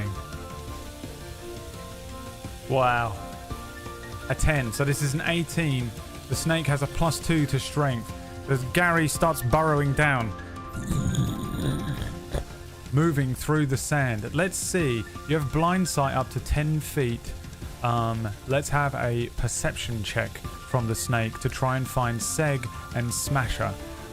You have the blind sight. So I think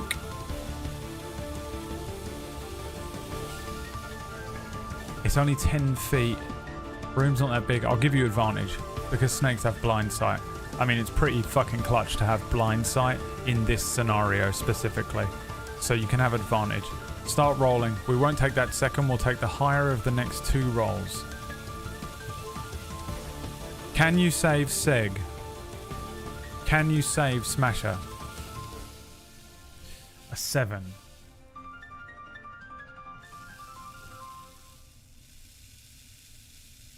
The 7 being the first roll.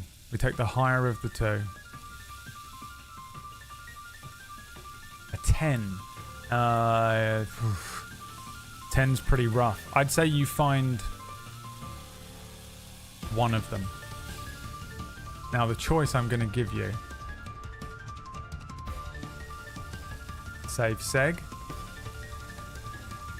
Save Smasher.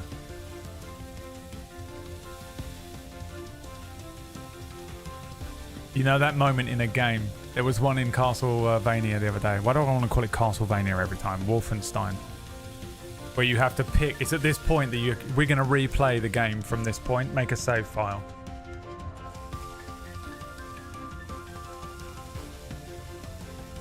You get a +4 to our perception. Why do you? You have a +0. You're a snake. You get the snake's physical properties. Because you're a snake. Not Gary. And it has a +0.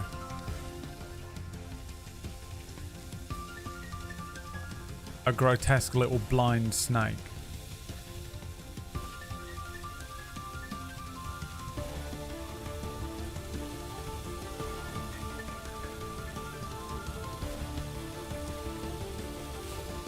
Paid so much to unlock Smasher. Oh, when you fucking buy a thing. I bought a thing on Marvel Snap. Remind me to tell you about Marvel Snap later on. Just remind me to tell you about Marvel Snap. A thing I paid for on Marvel Snap. Okay, Seg. Burrowing through the sand.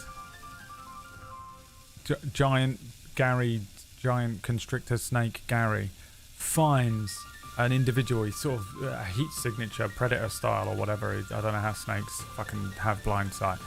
And you see him wrap around the form of Seg. Burrowing downwards. He burrows through and then this giant fucking horrible bulbous snake bursts out from the small kind of opening that was made in the debris to the entrance chamber, uncurling and uncoiling, Seg rolling out, spitting out sand pouring out through the hole. Seg goes, Damn it, why? Why'd you pick me? Get back in there. Don't you get you son of a bitch. he does that scene, you know that scene in the scene from Wolfenstein the other day, but they also do it in every movie where you pick someone. Why'd you pick me? Why'd you pick me? Grabbing the snake.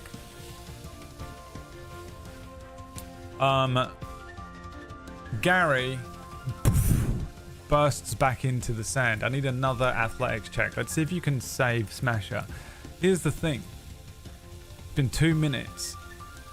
You saved Seg on minute 1. He was going to start choking. But remember I said earlier on, Seg had 2 minutes of oxygen, but Smasher has 4 minutes of oxygen. So actually picking Seg was the correct answer. Congratulations. It was a trick from your DM. It was a trick.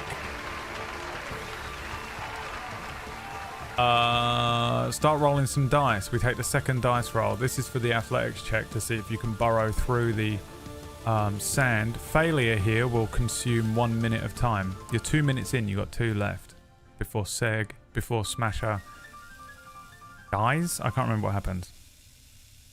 Starts making death saves. A 4. What was the first roll? No, that is the roll, isn't it? Gary's trying to burrow through, but where the sand is pouring out through the entranceway, it's much more difficult for him to gain purchase and burrow through this thing. It takes him a lot longer to worm his way in. He's like a sperm trying to get into the egg, but he can't. Struggling, eventually he does make it through, but this consumes a full minute of your time. You have 1 minute to find Smasher. This is a perception check with advantage, but you have +0. You have advantage from the blind sight, but you are a blind snake. This is the roll. You've got to find Smasher on this roll or she begins making death saves.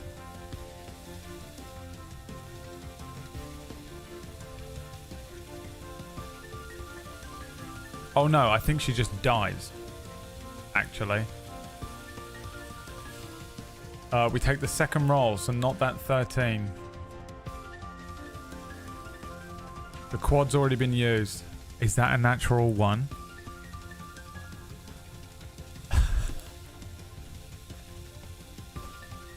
Oh, fucking hell.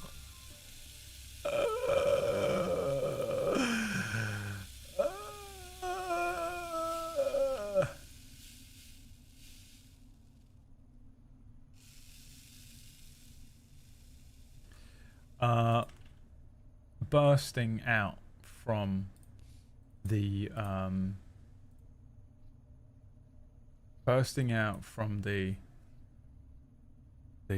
hole. Seg is standing there, and the snake comes out again. You have advantage. Okay, roll again. I thought that was the advantage. One more roll.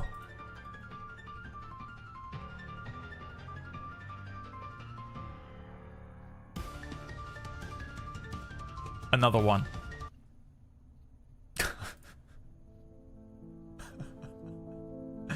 Bursting out from the hole, filled with sand, uncoiling this giant bulbous grotesque snake, and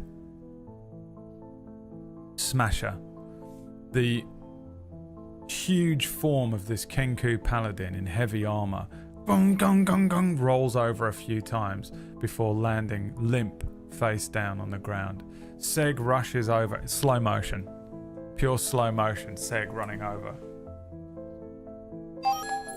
Slides into place next to the form of Smasher. Turning over Smasher's body. Sand everywhere. Seg starts shaking this huge form. No response. At the start of its next turn, drops to 0 hit points.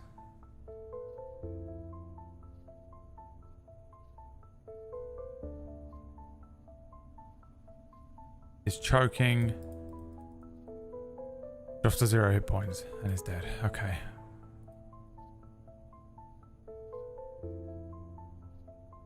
Smasher is dead. I will spin the wheel and you need to get something good. The options on this wheel are something good,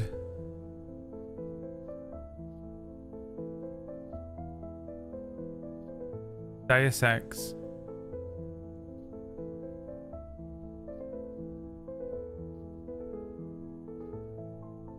maybe I'll allow. There's a couple of other things that if they land on it I'll allow, but it's like a 1 in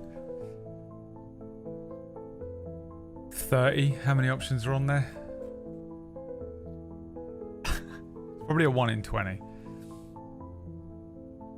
Let's see. A wheel spin from Dabiru, Bubu, and Shadow, I think, somewhere in there.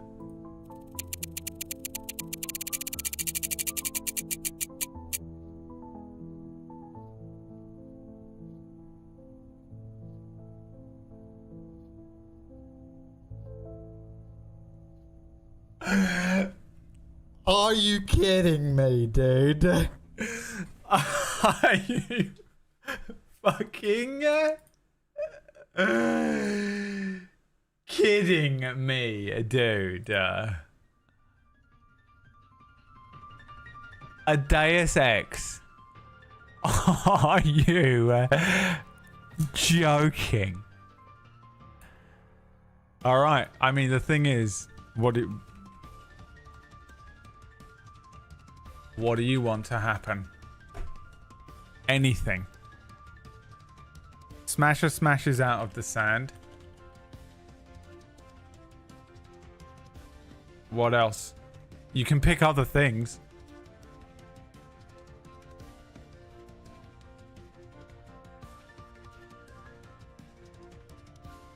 Best center back. Get rid of the sand in the other room. Smasher can stay dead. Smasher's twin shows up.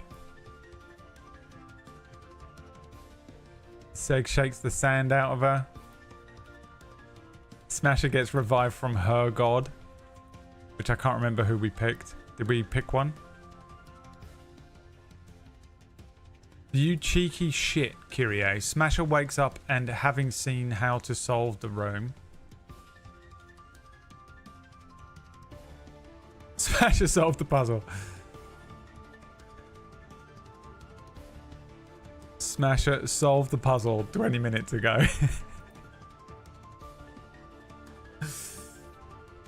You guys are fucking... You're awful people. We want everything. You want it. You win the Deus Ex.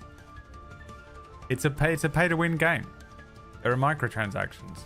It's always been pay to win.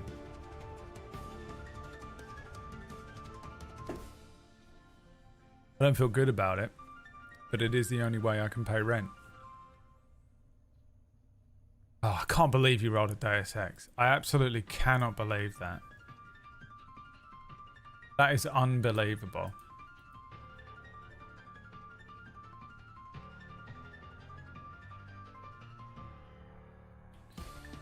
Smasher wakes up and having seen how to solve the room.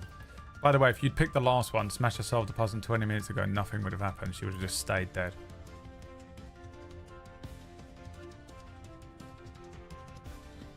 Seg is leaning over the corpse of Smasher.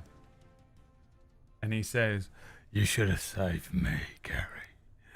You should have saved me. he's drunk already. He's got a fucking thing of liquor. He's already doing the drunk scene. On that day, you should have saved me. The guy from the fucking drunk dude in the wheelchair from Forrest Gump. However, Smasher's eyes open, but it's exactly the way it looks in that movie with in Blade, where his eyes open, but they're CGI'd on. Boom. And she sits up like the fucking Undertaker, and just opens her mouth, beak, and a ton of sand comes out.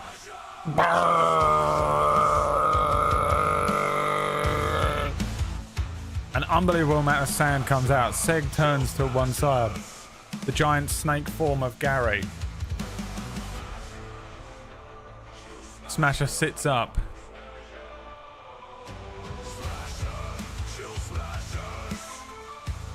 And says,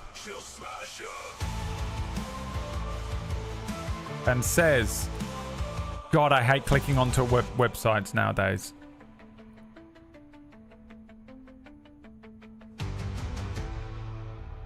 Smasher says, I hate going to funerals because I'm not a mourning person.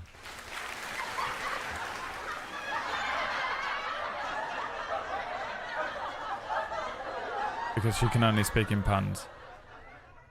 Seg goes running over to Smasher. Oh, Smasher, I thought you were dead. Grabs her, the snake curling around all of them and beginning to constrict them again. A cartoonish scene as everybody welcomes Smasher back. Smasher wasn't dead, turns out. I guess.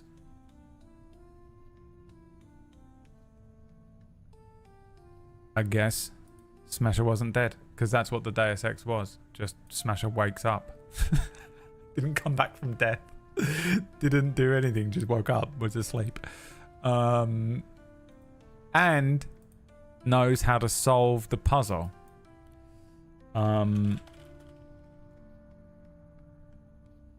Smasher points to the room and says,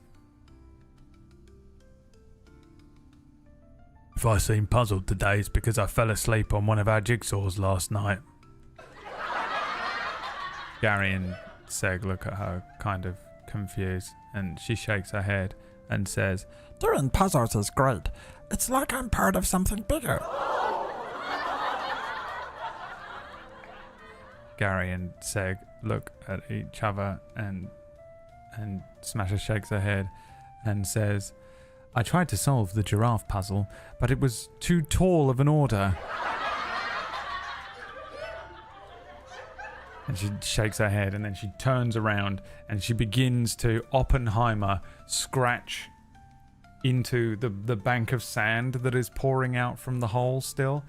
A bunch of symbols and things. Gary looks at the symbols, looks at Smasher, looks at Seg and says, I think she's figured out how to get through that room. Seg says, oh shit, alright. You can talk as a snake? And Gary says, no, I can't. I cannot. Smasher says, what's a puzzle's favourite horror villain? Jigsaw. No one gets that one. Doesn't make any sense.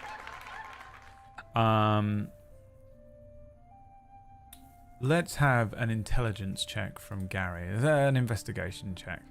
+2 to this check. From you in the chat room.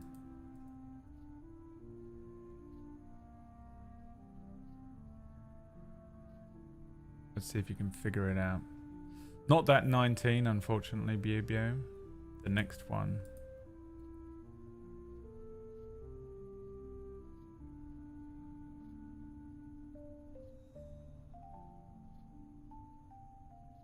Can Gary figure it out? A 3. Man, you guys today. 5. Gary says, Because he's a snake. Gary has no idea what any of this means. Smasher stands up and points furiously at the hole on the where the sand is still kind of pouring through. Gary hisses again.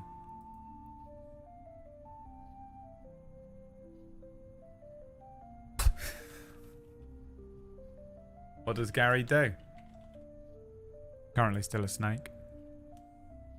Choice is yours.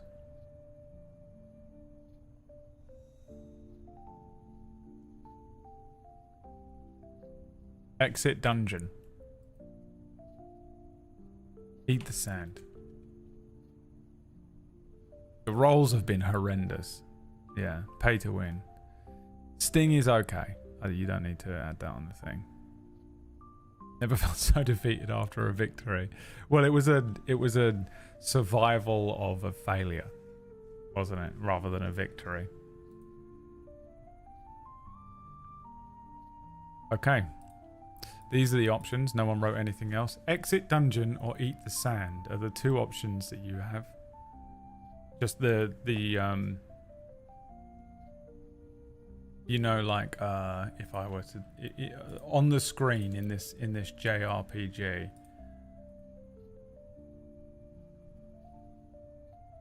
is just two options that come up.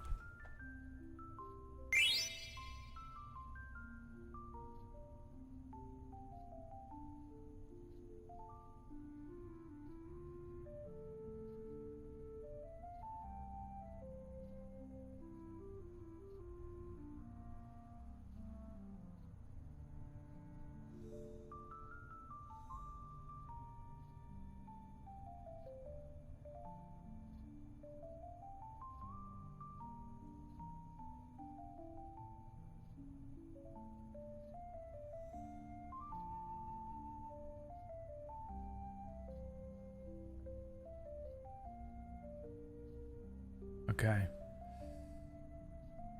Eat the sand. Did Smasher explain what was in the room? Yes, but Smasher can't speak, and Gary couldn't interpret what it meant. Gary, in frustration, opens his snake mouth and eats some sand. What is this sound effect? That is apparently a shrinking sound. How about this sound?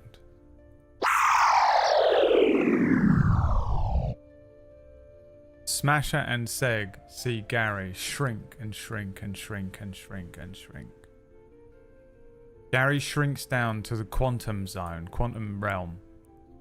Gary shrinks down and down and down until he becomes small enough that sand becomes large. A sand version of Gary now appears, small enough to move through. Well, the sand, he's not actually the size of a grain of sand.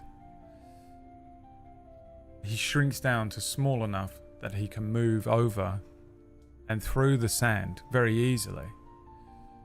By moving through the sand, he can move through into the next room and see the cracks in the ground where the mosaic tiles are.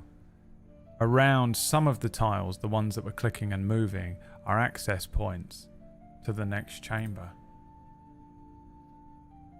Swims back out through the sand very easily. Pops back out and looks at Smasher, looks at Seg, and they look down. They see a tiny little snake. Smasher nods her head. She had written out the full equation on the sand of exactly how this works. This is the full Oppenheimer equation of magic. He scoops up a bit of sand and she shrinks. Seg, oh, I don't really like eating. Sand. Grabs a bit of sand and eats it. And shrinks down to small enough to be able to move into the next chamber. Of course the answer was eat sand.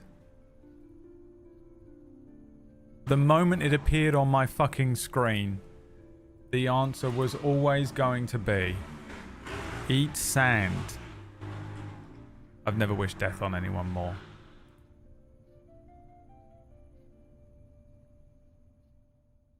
I think that's the end of our session today.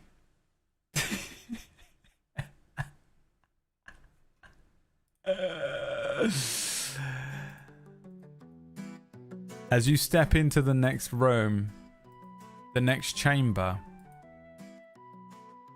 and in the next chamber, stomping around, 3 little versions of Snake Gary, Smasher, and Seg swim down into the next chamber, falling with the sand that's falling through the cracks, landing. They look around and moving around in this room are several demonic ogres.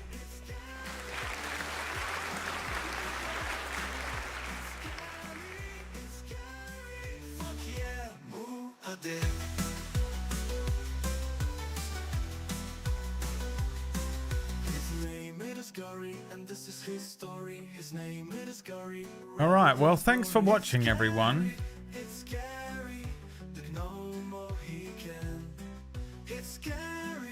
Thanks for participating in this week's episode of The Legend of Gary.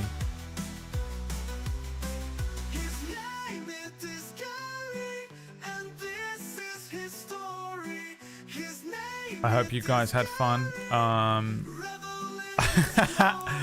Eat sand.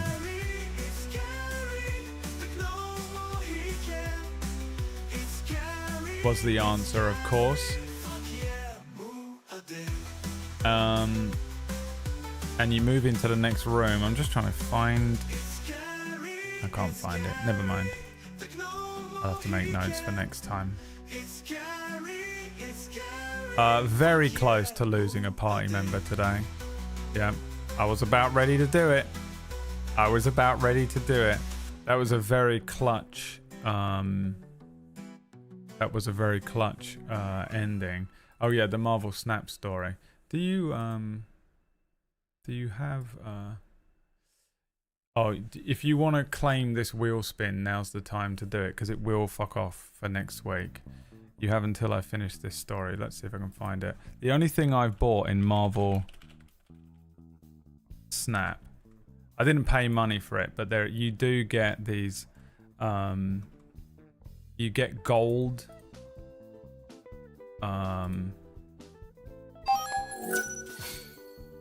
you can start next week with a wheel spin if we hit this thing, so that those 5 don't go to waste. In Marvel Snap, you don't get you can pay money. I haven't spent a penny on it, but there is like like in games there are like, thank you very much. We start next week with a wheel spin. Don't let me forget. Anyway, I'll write a little note here for him. There's like a currency in Marvel Snap that comes with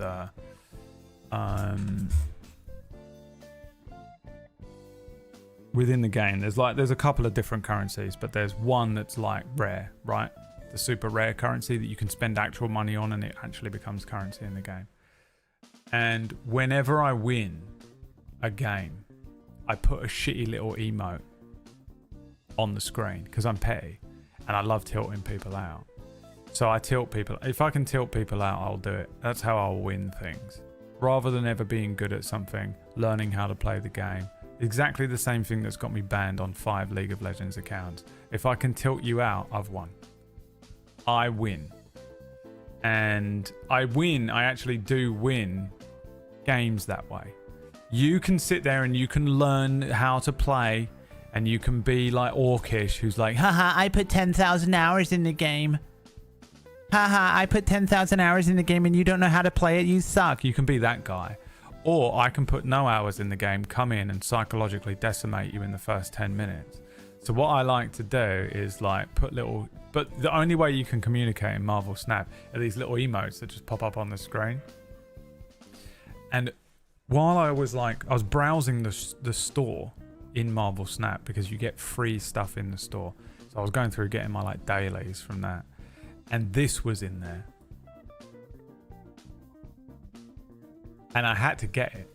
Because when that comes up, it cost me 2,225 of my gold points, which is about all of the gold points I have acquired in the entire time I've been playing Marvel Snap. And now, every time I play a card that like destroys one of their cards or like wins a location, I pop that up on the screen. And it has to I've never even seen it before. No one's ever used one. I've never seen it come up ever. That fucking comes up. I couldn't believe it was in the game. Look at that. Shit-eating grin. It has won me more games than anything else so far. That thing comes up, and I'll also do it when I win. As soon as it comes up and goes victory right next to my name, BradWOTO, that appears. Oh, delicious. It's my favorite thing. Piece of shit. I'm a bad person, I'm a piece of shit. But it is winning me games. Spend actual currency. Everyone else in this fucking game that shows up, because I'm at the point in Marvel Snap where I'm quite good at it. Oh, sorry, did you come third in your league yesterday? I did. At the end of the league, I came third. I won a variant. I want a variant card skin, and that's what people buy. They spend all their money on these like card skins. So like you'll see a different version of Cyclops, and you can tell who's spending money on it. If I could write "you pathetic little fucking loser" in the chat room, I would, but I can't. I can only put this thing in there. But you can see who's like desperately trying to pay to like buy the cards and shit. You can't really get too far ahead in Marvel Snap by spending money, but you do get loads of different like variants for the skins and stuff. Everyone's bought skins. Everyone's bought like a new... I have like the basic fucking original Cyclops thing that comes with the game that's like my profile picture, and all of the basic skins for cards, apart from a couple that I've got just through like unlocking them through the game. And the only thing I've spent money on is that. That's what I spent all of my precious currency on in the game. Not real money, but you know, the game's most precious currency. I couldn't be happier. If I could add that as an emote to my channel, I would, because it's the best thing I've ever fucking bought in any game. 100%. All right, that's the story. See you later. I'll probably play some Age of Empires tonight if you want to watch the second channel. I'm gonna go and eat some food and try and chill out. I'm a bit exhausted when it comes to Sundays. Well, I'll get done for it though, PB, because I don't own the art. Because I'm running 3 games a week and I'm just fucking brain dead. These are hard work, man. They probably don't feel like hard work from your side of the screen to run, but all of these games of D&D are hard work.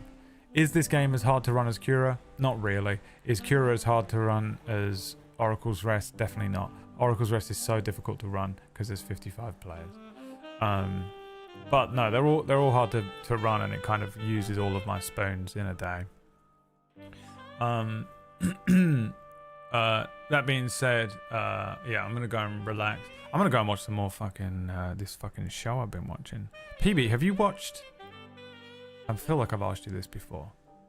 Man in the High Castle, because. And I hate this thing. You know, the thing of season 4, dude. Season 4 is so good. It's great. It's very slow, but it reminds me so much of Counterpart. It's become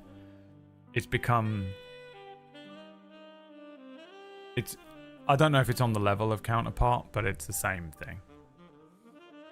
And it is great. Really enjoy. I mean, maybe read the book. It's probably better, isn't it? Use the magic phrase of Counterpart. Yeah.